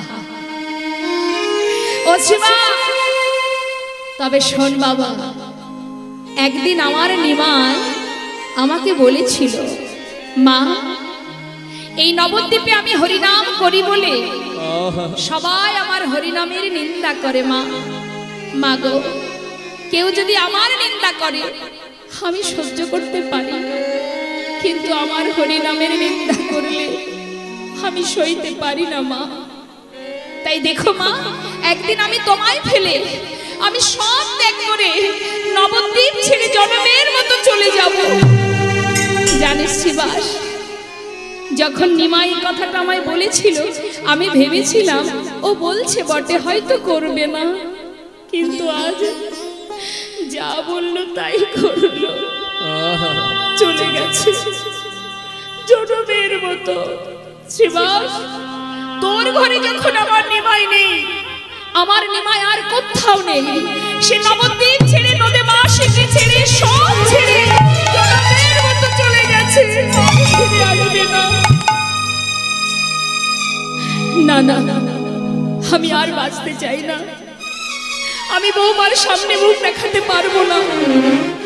মা সচিমা যাচ্ছে গঙ্গার জলে প্রাণ বিসর্জন করবে, পিছন থেকে অদ্বৈত আচার্য প্রভু, শ্রীবাস পণ্ডিত, মুরারি মুকুন্দ সকলে ছুটছে। মা, মা তুমি নিজেকে বিসর্জন করো না, মা, মা তুমি শান্ত হও, মা একটি কথা শোনো। মা কোনো কথাই শুনছে না, তার মনে মনে প্রতিজ্ঞা, যে সন্তান মাকে কাঁদিয়ে চলে যায়, আজ আমি তার জন্য ওই গঙ্গার জলে নিজেকে বিসর্জন করব। যেদিন আমার নিমা জানতে পারবে যে তার মা জলে ডুবে মারা গেছে, সেদিন আমার নিমাই ওই বৃন্দাবনে গিয়ে কি করে কৃষ্ণ ভজন করতে পারে আমি সেটা জানতে চাই। তাই মা ছুটছে। যখন মা জলে নামছে, পিছন থেকে নিত্যানন্দ প্রভু মা মা বলে ডাকতে ডাকতে আসছে। যেই না মাকে জড়িয়ে ধরেছে নিত্যানন্দ প্রভু, মা বলে উঠলেন, নিতাই ছেড়ে দে আমায়, আমাকে ধরছিস কেন? ওরে, মা ডাক শ্রবণ করার স্বাদ আমার মিটে গেছে, আর আমি শুনতে চাই না। সন্তান মাকে ছেড়ে চলে যেতে পারলে মার সন্তানের জন্য কেনই বা কাঁদবে? আমি আর বাঁচতে চাই না বাবা। মা এমন করো না, শান্ত হও মা। ও মা শোনো, আমি তোমাকে বলছি, নিমাই যেখানেই যাক না কেন, আমি নিমাইকে তোমার কাছে ধরে নিয়ে আসবো। পারবি বাবা? কেন পারবো না?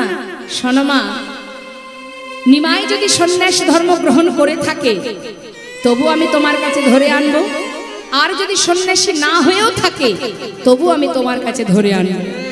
আমাকে একটু সময় দাও, তুমি ঘরে যাও। পারবি বাবা? সত্যি বলছিস? হরি জানিস, ঘরে আমার অভাগিনী বিষ্ণুপ্রিয়া, আমি যে তাকে কথা দিয়েছি আমার নিমাইকে আমি ফিরিয়ে আনবো, আমি কি করে তার সামনে দাঁড়াবো বাবা? পারবি তো বল? মা যাও না, তুমি যাও ঘরে, আমি কথা দিচ্ছি আমি পারবো। তুমি ঘরে যাও, তুমি বিষ্ণুপ্রিয়াকে গিয়ে বলো আমি খুব শিগগিরই নিমাইকে নিয়ে ফিরে আসছি। বেশ, মা সচিমা চলে গেলেন। নিত্যানন্দ প্রভু সঙ্গে করে দুজনকে নিলেন, অদ্বৈত আচার্য প্রভু। মা অদ্বৈত প্রভু কে? আমার মায়েদের কাছে একটু প্রশ্ন করি, মনের সুখে গল্প করছে দেখুন, আহা, গল্পই জীবনের সঙ্গের সাথী হবে। গল্প গল্প, ও মা আমার দিকে তাকান, গল্প তো বেশ করছেন, আন কথা আলোচনা হচ্ছে। শাস্ত্রে বললেন, দিবস রজনী আবল তাবল পাঁচালো পড়িতে পারো, তাহার ভিতরে একবারও কি কৃষ্ণ বলিতে নারো। আজ নিত্যানন্দ প্রভু বলছেন দুইজনকে সাথে নিয়েছেন, মা সচিমাকে ঘরে পাঠিয়ে দিয়ে সাথে নিয়েছেন দুইজনকে, অদ্বৈত আচার্য প্রভু আর মুরারি মুকুন্দ। দুইজনকে নিয়ে যাচ্ছে। কোথায় যাচ্ছে না, গৌরহরি যেখানে গিয়ে সন্ন্যাসী হয়েছিলেন, অর্থাৎ কাটোয়ায় কাঞ্চননগরে কেশব ভারতীর আশ্রম। সেখানে গিয়ে যখন নিত্যানন্দ প্রভু পৌঁছালেন, গুরুদেবকে জিজ্ঞাসা করলেন, গুরুদেব এখানে কি আমার ভাই এসেছিল? হ্যাঁ এসেছিল, একটু আগে সন্ন্যাসী হয়ে বৃন্দাবনের পথে চলে গেছে। যেই না বলা, নিত্যানন্দ প্রভু মনে মনে চিন্তা করছেন, ভাই সন্ন্যাসী হয়ে গেছে যখন বৃন্দাবনের পথে যাচ্ছে, ঠিক আছে যা, কত দূরেই বা যাবে, আমি যদি একটু তাড়াতাড়ি যাই নিশ্চয়ই রাস্তার মাঝখানে ভাইকে পাবো। তাই মুরারিকে বলছি, মুরারি আমার সঙ্গে তোমায় যেতে হবে না, তুমি নবদ্বীপে ফিরে যাও, নদিয়াবাসীকে জানিয়ে দাও আমি খুব শীঘ্রই নিমাইকে নিয়ে ফিরে আসছি। আর অদ্বৈত আচার্য প্রভুকে বললেন, তুমি যাও শান্তিপুরে গঙ্গার ঘাটে একটা তরি নিয়ে আর ডোর কৌপিন বহির্বাস নিয়ে অপেক্ষা করো। দুইজনকে দুই দিকে পাঠিয়ে দিয়ে এবার নিত্যানন্দ প্রভু যাচ্ছে ভাইয়ের পাছু পাছু, ভাইকে ধরবে বলে। তার নিমাই সন্ন্যাসী হবার পর তার নাম হয়েছে শ্রীকৃষ্ণ চৈতন্য মহাপ্রভু। তাই গৌর হরি বল। মহাপ্রভু নাম নিয়ে মুখে কৃষ্ণ নাম করতে করতে এবার চললেন বৃন্দাবনের পথে। কয় কৃষ্ণ, নিজে কৃষ্ণ হয়ে ডাকছে কৃষ্ণকে, আপনি আচার্য ধর্মজীবকে শেখায়। কোথায় কৃষ্ণ, কোথায় প্রাণ বধূ,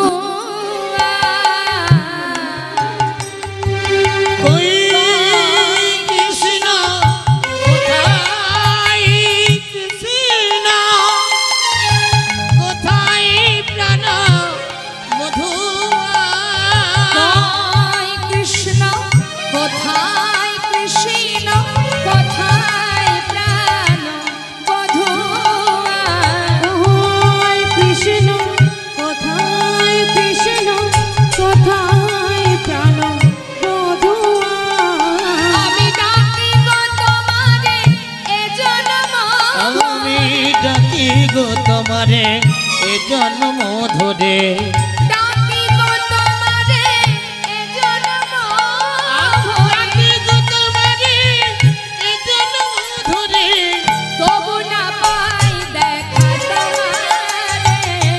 কোথায় কৃষ্ণ, কোথায় কৃষ্ণ, কোথায় প্রাণ বধূ।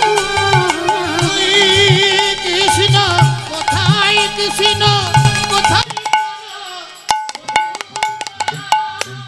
যখন যাত্রা করেছে বৃন্দাবনের দিকে, পথে যেতে যেতে এসে পৌঁছালেন রাঢ় দেশের মাটিতে। রাঢ় দেশটা কোন জায়গায়? বীরভূম বর্ধমান জেলার, বীরভূম জেলা রাঢ় দেশ।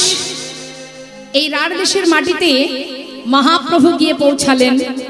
আর এই রাঢ় দেশের কঠিন কাকর বালিতে গিয়ে তিনি দিনের পর দিন যখন হেঁটে যাচ্ছে মা, ওই কঠিন কাকর বালির মধ্যে তিনি ধুলায় গড়াগড়ি দিয়ে কাঁদছেন। কেন কাঁদছেন? ওই কঠিন কাকর বালিতে গড়াগড়ি দিচ্ছে আর মনে মনে বলছে, এখানে কি এমন কেউ নেই যার মুখে একটু কৃষ্ণ নাম শোনা যায়? তাই ওই কঠিন বালির মধ্যে, ওই কাকর পাথর বালির মধ্যে গড়াগড়ি খাচ্ছেন প্রভু। আর চোখের জল ওই কঠিন কাকর বালিতে পড়ছে। যখন ধুলায় গড়াগড়ি দিয়ে কাঁদছেন, সেই চোখের জল মাটিতে পড়েছে, আর সেখান থেকে জন্ম হয়েছে ভক্তি রানী। নিতাই গৌর হরি বল। বীরভূমির মাটিতে জন্ম হলো ভক্তি রানী। ভক্তি রানীর জন্ম হবার পর তার থাকার জায়গা কোথায়? এবার দেখুন, বীরভূম জেলায় বাবা ছোট ছোট বাচ্চারা, ছোট ছোট বালকরা, তারা ধেনুবৎস নিয়ে মাঠে যায়। মাঠে গিয়ে ওই ধেনুবৎসকে ছেড়ে দিয়ে তারা সবাই মিলে খেলা করে। তা 5 থেকে 10 এই হচ্ছে তাদের বয়স। 5, 6, 7, 8, 9, 10 এই হচ্ছে তাদের বয়স। তা এখন ওই ছোট ছোট বালকরা যখন মাঠের মধ্যে খেলা করছে, গরুগুলোকে ছেড়ে দিয়ে তাদের মধ্যে আবার ভালো নাম আছে, আবার ডাক নাম আছে। আছে না, অনেকের থাকে না, দেখবেন একটা সন্তান যদি হয় তার 5টা নাম থাকে। বন্ধুরা এক নামে ডাকে, আবার মা বাবা এক নামে ডাকে, কাগজে এক রকম নাম থাকে। তা এই রকম ওই ছোট ছোট বালক তাদের বন্ধুদের মধ্যে যে নামে ডাকাডাকি হয় সেগুলো একটু বলি। কারোর নাম বিড়বিড়ে, ক্যাবলা, পটলা, নিধিরাম, সিধিরাম, এক একজনের নাম, এক একজনের এক একটা নাম। এখন ওই ওরা বলা বলি করছে, এই ভাই শোন, এই প্রতিদিন তো আমরা মাঠে খেলা করি, আজ একটা অন্য খেলা করব। এখন আস্তে কথা নয়, বিড়বিড়ে বলছে, এই কাবলা এদিকে, আমার ঠাকুর দাদা তিনি লগদ্বীপে গিয়েছিল। এখন বয়সটা এতটাই ছোট বাবা, কথা পরিষ্কার করে বলতে পারে না। সে বলছে লগদ্বীপ।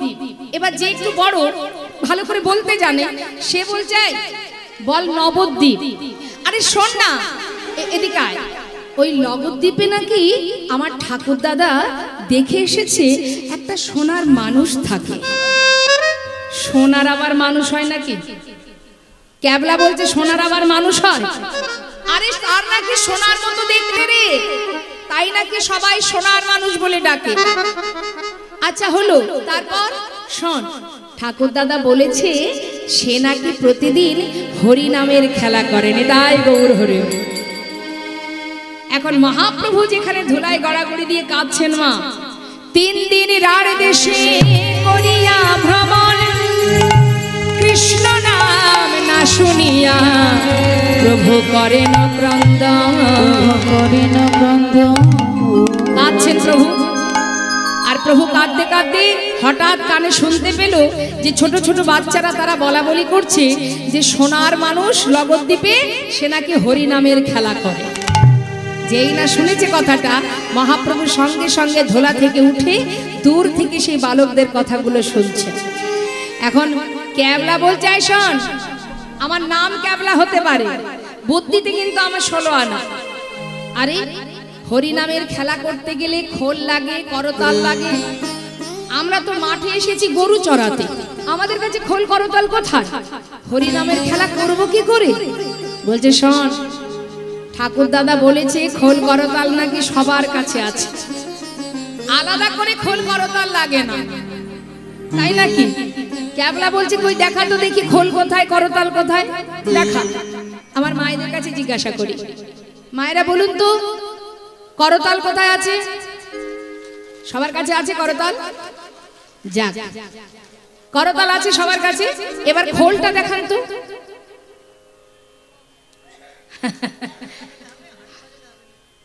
কোথায় খোল, কোথায়? দেহ খোল। এটা, হ্যাঁ, এটা হলো মাটির দেহ, এটাও মাটির দেহ, এটাও ভগবানের সেবার জন্য সৃষ্টি, এটাও গোবিন্দ সেবার জন্য সৃষ্টি। এটা যেমন বাজালে বাজে, না বাজালে বাজে না, আমাদের দেহটাও গোবিন্দ সেবায় লাগালে লাগবে, না লাগালে লাগবে না। তাই সবার কাছে খোল করতাল আছে তো? হ্যাঁ, তাহলে খোল করতাল সবার কাছে আছে, আয় আমরা সবাই মিলে বাজাবো আর গাইব। এবার সবাই মিলে খোল করতাল বাজিয়ে হরিনাম করছি। দেখে হাত তুলে হরি বল রে,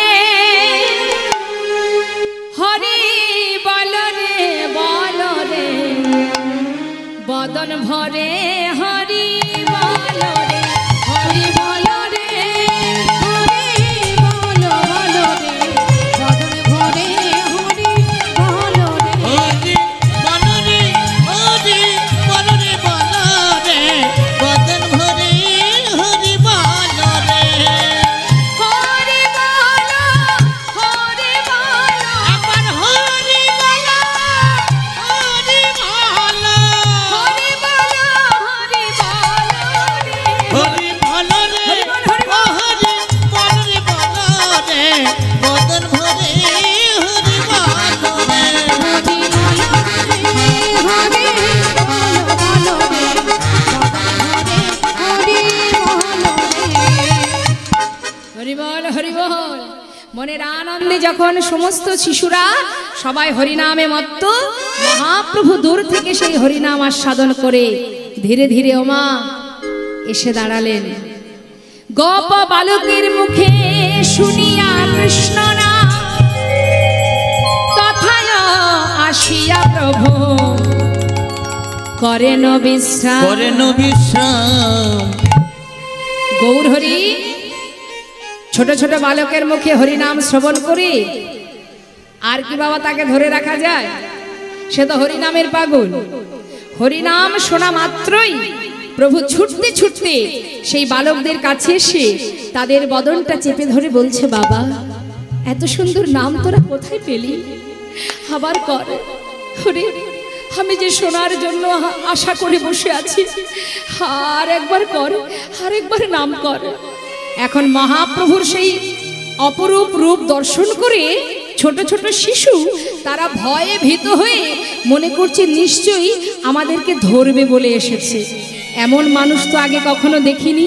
ভয়ে ভীত হয়ে একজন আর একজনকে টেনে বলছে, এই কাবলা, ওই দেখ, চেয়ে দেখ, আমাদের হরিনাম শুনে এই কোথা থেকে এই আগুন জ্বলা মানুষটা না আমাদের কাছে এসে আবার জড়িয়ে ধরে আদর করছে। আরে আমার কিন্তু ভয় করছে। ওমা, আগুন জ্বলা মানে কি? প্রভুর অঙ্গের যে জ্যোতি দেখলে যেন মনে হচ্ছে অঙ্গ থেকে আগুন বাহির হচ্ছে। তারা তো শিশু, কখনো দেখেনি এমন রূপ। তারা ভয়ে ভীত হয়ে বলছে, নিশ্চয়ই নিশ্চয়ই এই মানুষটা আমাদের ধরবে বলে এসেছে। আর একজন বলছে, না না, দেখছিস না আমাদেরকে আদর করেছে, ভালোই হবে। আরে দেখছিস না হরিনাম শুনতে চাই, আয় আমরা সবাই মিলে হরিনাম করি। গৌর হরি বসে আছেন আর ছোট ছোট বালক ঘুরে ঘুরে হরিনাম করছে। হেদায় গৌর হরি বল। এবার আমার প্রশ্ন মায়েদের কাছে, এই ছোট ছোট বালক তারা মহাপ্রভুকে বেঁধে ফেললেন, কিভাবে বাঁধলেন মা? অর্থ দিয়ে, বিষয় সম্পদ দিয়ে? তাহলে গৌর হরিকে বাঁধলেন কিভাবে? শুধুমাত্র নামে প্রেমে বাধা পড়লেন। তাই তো মহাজন বললেন, ভগবানকে বাঁধার জন্য, তাকে ধরার জন্য কিচ্ছু লাগে না, শুধু ভক্তি ডরে তারে যাই গো বাধা। হরি বল, হরি বল। ভক্তি ডরে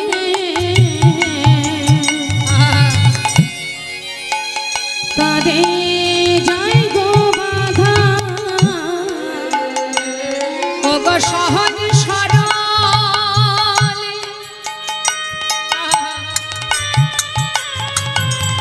হৃদয় দিয়ে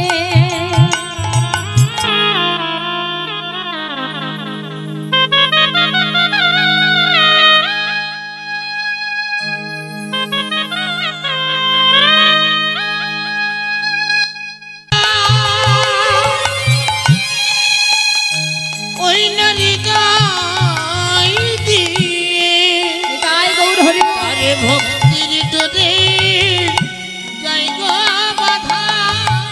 কোন ধনই স্বর্গ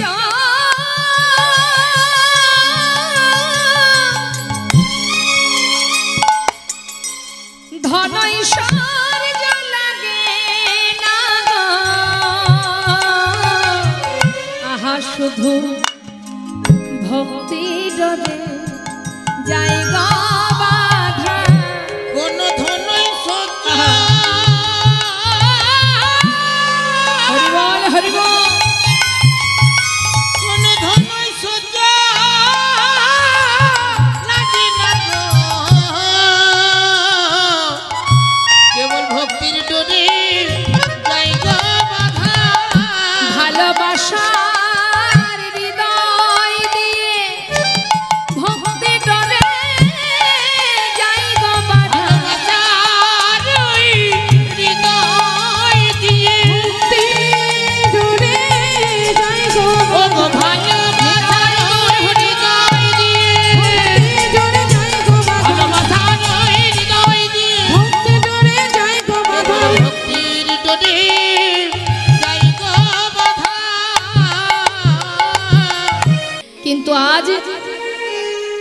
ছোট ছোট বালক তারা হরি নাম দিয়ে, প্রভুর নাম দিয়ে প্রভুকে ধরে ফেললেন, বেঁধে ফেললেন মা। আর এদিকে দেখুন নিত্যানন্দ প্রভু, তিনি তো ভাইকে ধরার জন্য আসছে পিছনে। হঠাৎ বাবা চিন্তা করছে, তাই তো ছোট ছোট বালকের মাঝখানে নিমাই বসে আছে। আচ্ছা, নিশ্চয় নিমাই হরিনামে বাধা পড়েছে। যেখানে হরিনাম সেখানেই তো নিমাই। যাক, ওখান থেকে নিমাইকে আমি আবার ঘুরিয়ে নবদ্বীপে নিয়ে যাব। নিত্যানন্দ প্রভু কি করলেন, তিনি কিন্তু মা সামনে গেলেন না। নিমাইয়ের সামনে না গিয়ে একেবারে গাছের আড়ালে লুকিয়ে আছে। লুকিয়ে আছে কেন? ওই ছোট ছোট বালকদের দিয়েই তার কার্যসিদ্ধি করবে। গাছের আড়াল থেকে সে বারবার দেখছে যে ওই বালকগুলো যে খেলা করছে, যদি একবার আমার দিকে তাকায় আমার কাছে ডেকে নেবে। তা বালকদের দিকে তাকিয়ে আছে নিত্যানন্দ প্রভু, আর ছোট ছোট বালক তারা মহাপ্রভুকে মাঝখানে রেখে ঘুরে ঘুরে হরিনাম করছে। করতে করতে হঠাৎ সে নিতাই চাঁদের চোখে চোখ পড়ে গেছে। আর যেই না চোখ পড়ে গেছে, নিত্যানন্দ প্রভু ইশারা করে ডাকছে। যেই না ইশারা করেছে, তারা ভয়ে ভীত হয়ে একে অপরকে ধরে বলছে, ক্যাবলা ওই দেখ, ওই দেখ, আরে এই একটা আগুন জ্বলা মানুষ, আবার ওই একটা আগুন জ্বলা মানুষ, আবার দেখ চোখগুলো দেখ বড় বড়, আবার লাল লাল। আরে আমার মন বলছে, হ্যাঁ আমার মন কি বলছে জানিস? ছেলে ধরা এসেছে, ছেলে ধরা এসেছে, ছেলে ধরা এসেছে, ছেলে ধরা এসেছে, ধরে নিয়ে যাবে বলে ছেলে ধরা এসেছে, আমাদের ধরে নিয়ে যাবে বলে ছেলে ধরা এসেছে। কি গো মা, বাচ্চাদেরকে আপনারা বলেন না এই ভর দুপুরে বাইরে যাবি না, ছেলে ধরা ধরে নিয়ে যাবে, বলেন না? এখন ওরাও কিন্তু সেটাই জানে। বড় বড় চোখ দেখে ভয় পেয়ে গেছে, চিন্তা করছে ওই ছেলে ধরা আমাদের ধরবে বলে এসেছে। ওই দেখ কাঁধে আবার একটা ঝোলাও আছে, বাবা আমি যাব না। ক্যাবলা ওই দেখ ডাকছে, যা, যাবি না, যাবি না? ক্যাবলা বলছে, দেখ নাম আমার ক্যাবলা, কিন্তু বুদ্ধি কিন্তু আমার কম নেই। হ্যাঁ, ছেলে ধরার কাছে আমি যাব, আর ছেলে ধরা আমাকে ধরে নিয়ে চলে যাবে। হ্যাঁ, আমার মা কাঁদবে না? যাবি না তাই তো? এই যা, যাবি না? এই যাবি? আমিও যাব না। কেউ যেতে চাই বলুন দেখি ছেলে ধরার কাছে?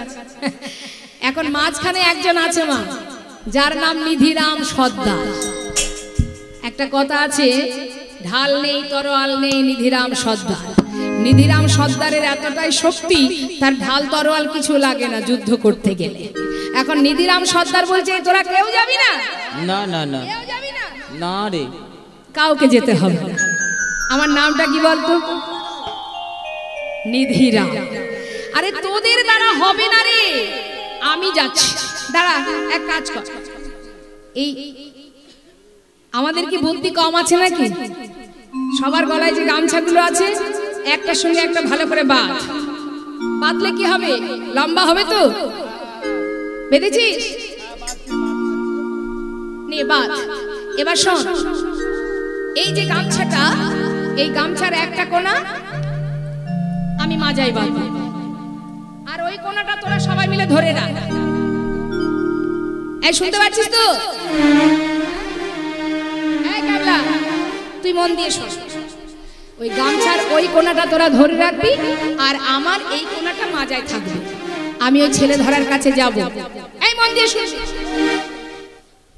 যখনই ওই ছেলে ধরার কাছে আমি যাব, যদি দেখিস ঝোলার মধ্যে আমাকে ভরে দিচ্ছে, তোরা গামছার ওই কোনাটা ধরে সবাই মিলে এক টান দিবি।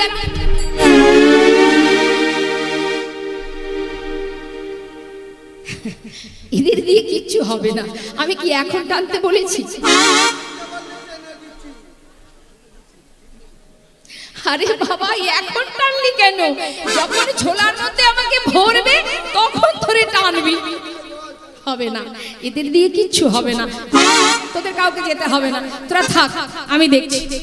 কিন্তু মা ভয়ে কিন্তু বুকের মধ্যে দূর দূর করছে। আবার ওপরে সর্দারি দেখাচ্ছে। এই যাবি না তো? তাহলে আমি যাই। আমি যাই। যাচ্ছে কেমন করে দেখুন। ভয়ে ভয়ে এক পা দু পা চলল নিধিরা, আর ভয়ে ভয়ে এক পা দু পা চলল নিধিরা, আর ভয়ে ভয়ে এক পা দু পা চলল নিধিরা। কেমন করে যাচ্ছে? ভয়ে এক পা এগোয় দুই পা পেছনে, এক পা এগোয় দুই পা পিছনে, এক পা এগোয় দু পা পেছনে, তাকাই ডানে তাকাই বামে, ভয়ে ভয়ে এক পা দু পা চলল নিধিরা। আর ভয়ে ভয়ে এক পা দু পা চলল নিধিরা। ও ভাই এগোতে পিছোতে আস্তে আস্তে সামনে গিয়ে দাঁড়িয়েছে। নিতাই চাঁদ বলছে আয় আমার কাছে আয়। হ্যাঁ রে বাবা, ভয় পেয়েছিস? ভয় পাওয়ার কিছু নেই, আমার কাছে আয়, আমাকে দেখে ভয় পেতে হবে না। হ্যাঁ রে, সারাদিন মাঠে খেলা করছিস, নিশ্চয় তোদের খিদে পেয়েছে তাই না?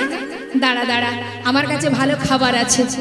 নিজের ঝোলা থেকে মা নিত্যানন্দ প্রভু একটা মিঠাই বের করেছে। নে এটা খা। ঠাকুর তুমি মিঠাই খেতে দিলে? হ্যাঁ তোকে দিলাম, খা। যেই না মিঠাই দিয়েছে মা, ছোট ছোট শিশু তো খাবার পেয়ে মনে মনে ভাবছে বাবা বাবা, ভেবেছিলাম ঠাকুরটা খারাপ, এখন দেখছি ঠাকুরটা তো বেশ ভালো, খাবার দিয়েছে। ও ঠাকুর, আমি ভেবেছিলাম তুমি খুব খারাপ, এখন দেখছি তুমি খুব ভালো ঠাকুর, একটু দাঁড়াও এক্ষুনি আসছি। ছুটতে ছুটতে আবার বন্ধুদের কাছে গেছে, গিয়ে বলছে পটলা, এই ক্যাবলা, শোন না, ভেবেছিলাম ওই ঠাকুরটা খারাপ, এখন দেখছি এই ঠাকুরের থেকে ওই ঠাকুরটা বেশি ভালো। হ্যাঁ খুব বেশি ভালো। আরে এই ঠাকুর তো শুধু আদর করেছে, খেতে তো দেয়নি। আর এই দেখ, ওই ঠাকুর না মিঠাই খেতে দিয়েছে। যেই না মিঠাই দেখেছে, সবাই মিলে দল বেঁধে নিতাই চাঁদের কাছে উপস্থিত। নিতাই গৌর হরি। নিত্যানন্দ প্রভু সবাইকে কাছে পেয়ে মনে মনে ভাবছে, নিমাই এবার তো তোকে আমি ঘরে ফিরিয়ে নিয়ে যাব ভাই। বালকরা এসে বলছে, ও ঠাকুর তুমি তো এত ভালো, কিন্তু তোমার কাঁধে ওই যে ঝোলাটা আছে না, ওটা দেখেই আমাদের ভয় করছে, এটা কিসের ঝোলা ঠাকুর? নিত্যানন্দ প্রভু বলছে, এই ঝোলা? আরে বাবা, এই ঝোলাটা হলো সিদ্ধ ঝোলা। সিদ্ধি ঝোলা মানে সে সিদ্ধি খায়, সে সিদ্ধি সিদ্ধ সিদ্ধ ঝোলা, কাপড় সিদ্ধ করে যেটা ওই ঝোলা? না না, সেটা নয়, এটা হলো জাদু ঝোলা। ও জাদু, বুঝেছি বুঝেছি, জাদু ঝোলা। ও ঠাকুর, জাদু ঝোলা মানে কি তোমার এই ঝোলার কাছে যে যা চাইবে সেটাই পাবে? হ্যাঁ নিশ্চয়ই, তারা তো বালক মা, ছোট ছোট শিশু, তারা জানে জাদু ঝোলা মানে জাদু দিয়ে যা খুশি তাই পাওয়া যায়। ও ঠাকুর, তাহলে তোমার ঝোলার কাছে যদি কিছু চাই পাবো? নিশ্চয়ই পাবে, বল তোরা কি চাস? ঠাকুর সত্যি পাবো? হ্যাঁ বল, তোরা সারাদিন মাঠে খেলা করছিস, তোদের খিদে পেয়েছে, বল কি খাবি? যা খাবি এক্ষুনি ঝোলা থেকে তোদের বের করে দেব। ঠাকুর আমরা কিছু খেতে চাই না। দেখুন মা, মনটা কত বড়, মানুষ ছোট, মন তো অনেক বড়। মা কি চাইলেন দেখুন, ছোট ছোট বালক। ঠাকুর আমরা তো প্রতিদিনই খাই, তোমার ঝোলায় আজ আমরা কিছু খেতে চাইব না, যদি কিছু দেখতে চাই দেখাবে? আচ্ছা বেশ, বল কি দেখবি বল। জানো ঠাকুর, আমার ঠাকুর দাদা সন্ধ্যাবেলা আমাকে কোলে বসিয়ে অনেক ভালো ভালো গপ্প শোনায়। ঠাকুর দাদা নাকি লগদ্বীপে গিয়েছিল, সেখানে একটা সোনার মানুষ দেখেছিল। জানো ঠাকুর, আমরা সারাদিন আমরা সবাই মিলে না ওই সোনার মানুষ যে খেলা করে ওই খেলা করছিলাম। তাই আজ তোমার ঝোলা থেকে যে মানুষটির খেলা আমরা খেলছিলাম, সেই সোনার মানুষটা তুমি দেখাতে পারবে ঠাকুর? একবার দেখাও না, সেই সোনার মানুষটাকে নিত্যানন্দ প্রভু ছোট ছোট শিশুর মুখে এমন কথা শুনে চোখের জলে বুক ভাসিয়ে কাঁদছে। বালক, তোরা মানুষ ছোট, মন যে তোদের অনেক বড়। তোদের মতো শিশুরা তারা কত কি খেতে চাইবে, তা না করে সোনার মানুষ দেখতে চাস। বাবা, দেখাবো সোনার মানুষ, আমি তোদের দেখাবো। তার আগে আমার একটা কাজ করে দিবি? নিশ্চয় করে দেব। বলো কি কাজ? ওই যে মানুষটা তোদের মাঝখানে বসে হরিনাম শুনছে, ও যদি বৃন্দাবনের পথ জিজ্ঞাসা করে,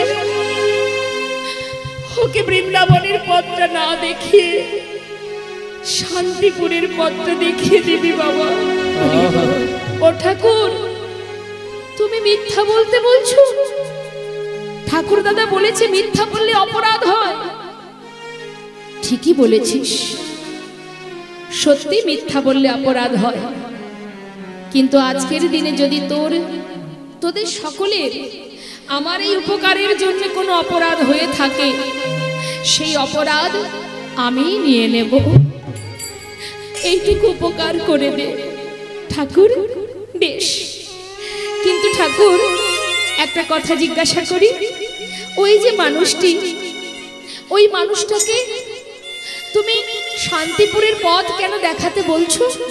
জানিস বাবা, ওই মানুষটার জন্য সবাই কাঁদছে, গোটা নদীয়াবাসী কাঁদছে। ওকে একবার ওই পথ দেখিয়ে দে বাবা। সবাই যে গঙ্গার জলে বিসর্জন করতে চলেছে নিজেদেরকে, এইটুকু কাজ আমায় করে দে। বেশ ঠাকুর, এবার তো তুমি আমাদের ইচ্ছা পূর্ণ করো। কথা দিলাম সবার জন্য ওই মানুষটাকে আমরা শান্তিপুরের পথ দেখিয়ে দেব। কিন্তু এবার আমাদের সোনার মানুষ দেখাও। ও ঠাকুর, নিত্যানন্দ প্রভু বললেন, বালক, তোরা তো শিশু, তাই বুঝতে পারিসনি। কাছে আছে সে, কিন্তু তোরা বুঝবি কি করে? তোদেরকে যদি গুরু না বুঝিয়ে দেয়। বাবা, দেখতে চাস সোনার মানুষ? ওরে, ওই দেখ, যে তোদের মাঝখানে বসে হরিনাম শ্রবণ করছে, যাকে ঘিরে তোরা সবাই হরিনাম করছিলি, ওই সেই সোনার মানুষ, ওই সেই নদী আর যাদের সোনার গোড়া, যার জন্য সবাই কাঁদছে। একটিবার বাবা, একটিবার উপকার করে দে ঠাকুর। তুমি চিন্তা করো না, আজ তোমার জন্য আমরা প্রভুকে দেখতে পেলাম। কথা দিলাম তোমায়, আমরা সোনার মানুষটাকে একবার দর্শন করি, আমরা শান্তিপুরের পথে পাঠিয়ে দেব। বেশ, যা বাবা যা। সমস্ত শিশু নিতাই চাঁদের চরণে প্রণাম জানিয়ে চলে গেলেন গৌরহরির কাছে। গৌরহরিকে ভালো করে দর্শন করছে। হঠাৎ প্রভু বলে উঠলেন, বালক, এই বাবা, এত সময় কোথায় ছিলি তোরা? বেশ তো হরিনাম করছিলি। বল বাবা, কোথায় ছিলি? ঠাকুর, আমরা একটু তোমাকে দেখি। আরে বাবা, একটা কথা বলবি? বলো। বৃন্দাবনে যাব কোন পথে একটু বলে দে না। ঠাকুর, তুমি বৃন্দাবনে যাবে? এসো এসো আমার সঙ্গে এসো, তোমাকে দেখিয়ে দিই।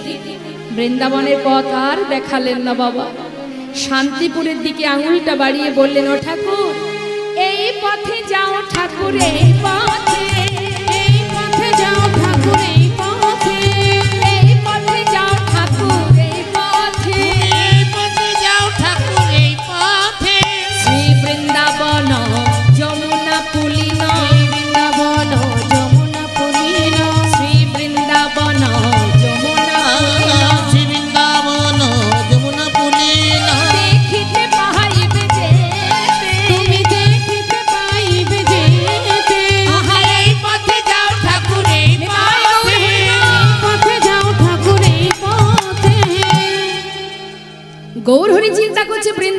পথে যাত্রা করেছে, মনের আনন্দে যাচ্ছে। বৃন্দাবনে গেলেই আমি বৃন্দাবনে কৃষ্ণকে দেখতে পাবো, সেই আনন্দে গৌরহরি যাচ্ছে। কিন্তু বৃন্দাবনের পথে কি যাচ্ছে মা? যাচ্ছে তো শান্তিপুরের পথে। নিতাই গৌরহরি। নিত্যানন্দ প্রভু চিন্তা করছে, যাক নিমাই যখন শান্তিপুরের পথ ধরেছে আর আমি দাঁড়াবো না, এবার নিমার পাছু পাছু আমাকে যেতে হবে। এবার নিতাই চাঁদ গাছের আড়াল থেকে বেরিয়ে এবার নিমায়ের পাছু পাছু ছুটছে। নিতাই গৌর হরিবল হরিবল। দূরে দাঁড়িয়ে নিত্যানন্দ প্রভু দেখছেন, ওই তো নিমা। চিৎকার করে বলে উঠলেন, ওই তো নিমা, ওই দেখা যায় আমার নিমা, ওই তো আমার ভাই নিমা। পিছন থেকে বলছে, ওকে যা, ওকে যা, ওকে যা, ওকে যা, ওকে যা, ওকে যা, ওকে যা, ওই বুঝি আমার গড়া রায়কে যা, ওকে যা, ওই বুঝি আমার গোরা যায়, ওকে যাই, ওকে যাই, ওকে যায়, ওকে যায়। জয়নিতাই গৌরহরি যাচ্ছে আগে আগে, ভক্তরা আহা, নিত্যানন্দ প্রভু যাচ্ছে পিছনে পিছনে। চিন্তা করছে নিমাইকে এইভাবে ধরা যাবে না, ধরতে গেলে ওর সামনে গিয়ে দাঁড়াতে হবে। তাই নিত্যানন্দ প্রভু দেরি না করে এবার তাড়াতাড়ি ছুটতে ছুটতে একেবারে নিমার সামনে গিয়ে দু বাহু প্রসার করে দাঁড়িয়েছে। দাঁড়াও নিমাই। গৌরহরি বলছে, কে তুমি? এমন করে আমার সামনে এসে আমায় তুমি বাধা দিলে, তুমি কে? নিত্যানন্দ প্রভু বলছে, আচ্ছা, বলি 2 দিন সন্ন্যাসী হয়ে নিজের দাদাকে চিনতে পারছো না? বলি অনিমায়, দাদাকে ভুলে গেলি? দাদা তুমি এসেছো কেন? নিমাই, ভাবলাম তুই বৃন্দাবনে যাচ্ছিস, আমি আর ঘরে থেকে কি করব, যাই তোর সঙ্গে আমি একটু বৃন্দাবনে ঘুরে আসি। যাক যাক দাদা, ঠিক করেছো। জানো দাদা, আমি না ঠিক রাস্তাটা চিনি না, পথঘাট অত চিনি না, তুমি একটু যদি আমাকে সঙ্গে করে নিয়ে চলো। নিশ্চয় নিয়ে যাব, আয় আমার সঙ্গে। যাচ্ছে গৌরহরি দাদার সাথে, ভরসা করে যাচ্ছে। মা কোথায় যাচ্ছে? বৃন্দাবনের পথ মনে করে শান্তিপুরের দিকে যাচ্ছে।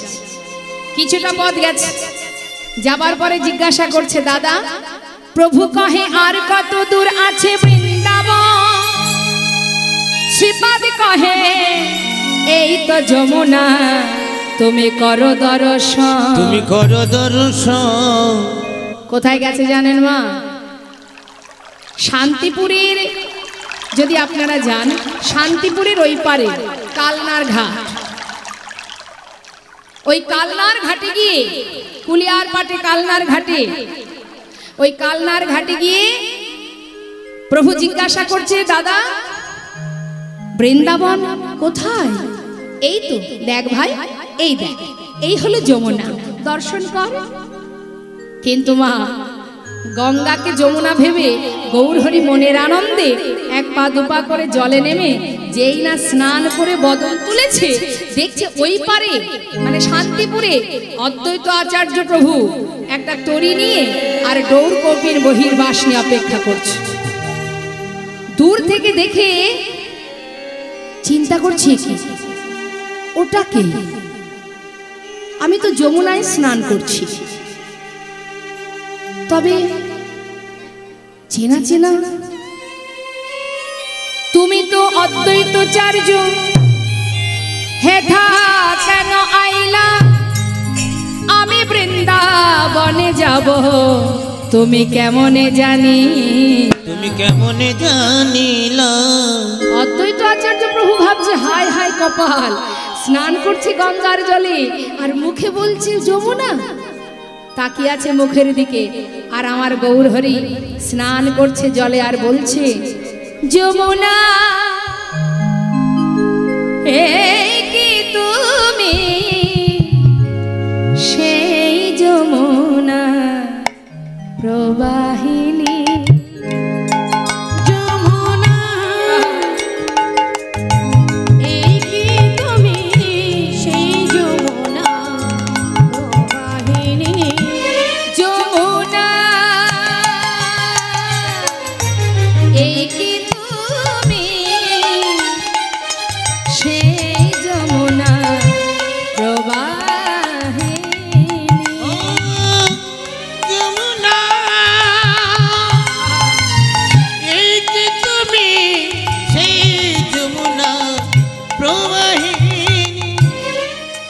অজার বিশাল তটে রূপের হাটে বিকাত নীলকান্ত মণি বিশাল তটে রূপের হাটে বিকাত নীলকান্ত মণি যমুনা এই কি তুমি সেই যমুনা প্রবাহিনী ও যমুনা এই যে তুমি সেই যমুনা প্রবাহিনী মনের আনন্দে স্নান করছে আর অদ্বৈত প্রভু চিন্তা করছে হায় হায় কপাল ও প্রভু তুমি যেটাতে স্নান করছো ওটা যমুনা নয় কি যমুনা নয় পিছন থেকে নিত্যানন্দ প্রভু অদ্বৈত আচার্যকে মানে ওই পারে তো অদ্বৈত প্রভু পিছন থেকে বারবার ইশারা করে বলছে সত্যি কথাটা যেন বলে দিও না বারবার হাত বাড়িয়ে বলছে সত্য কথাটা বলো না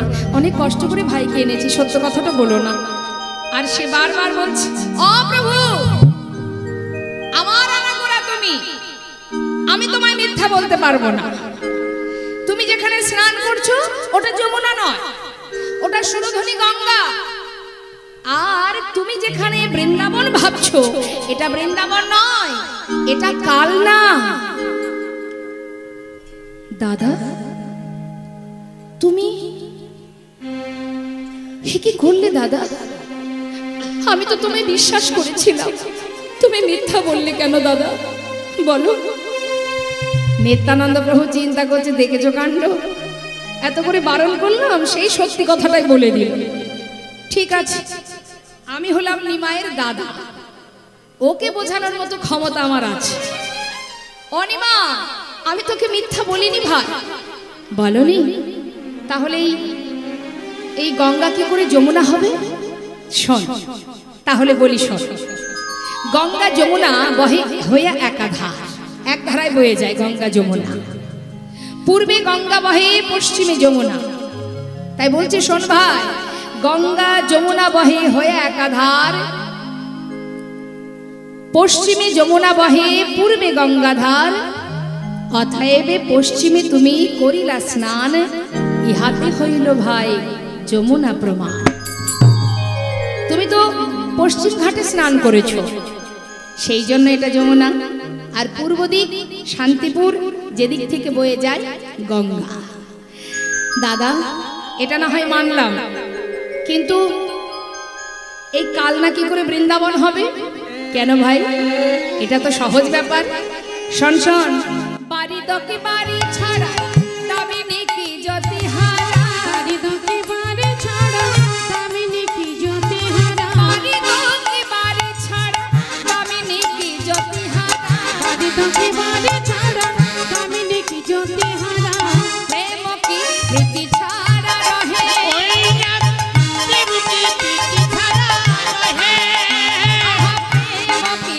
প্রীতি ছাড়া রহে দেখো না প্রেম কি প্রীতি ছাড়া রহে আমায় একটু মন দেবেন নিত্যানন্দ প্রভু ভাইকে কত সুন্দর বোঝাচ্ছে দেখুন আপনাদেরও তো ঘরে বোন আছে ভাই আছে ঠিক এইভাবে বোঝাতে হবে বলছে শোন ভাই বাড়ি তো কি বাড়ি ছাড়া বাড়ি মানে মেঘ বাড়ি মানে জল ওই মেঘটাই তো জল তাই না বাড়ি আর বাড়ি বাড়ি মানে মেঘ আর বাড়ি মানে জল মেঘ আর বৃষ্টি অর্থাৎ জল এটা তো একসঙ্গেই থাকে মেঘ বৃষ্টি একসঙ্গে থাকে তো দামিনী কি জ্যোতি হারা দামিনী মানে কি দামিনী মানে বিদ্যুৎ আর জ্যোতি দেখবেন যখনই আকাশে বিদ্যুৎ চমকায় সঙ্গে সঙ্গে একটা আলোর ছটা দেখা যায় তাই না তাহলে বিদ্যুতের সাথে জ্যোতি তারা দুজনে একসাথেই থাকে প্রেম প্রীতি তারাও একসঙ্গে থাকে।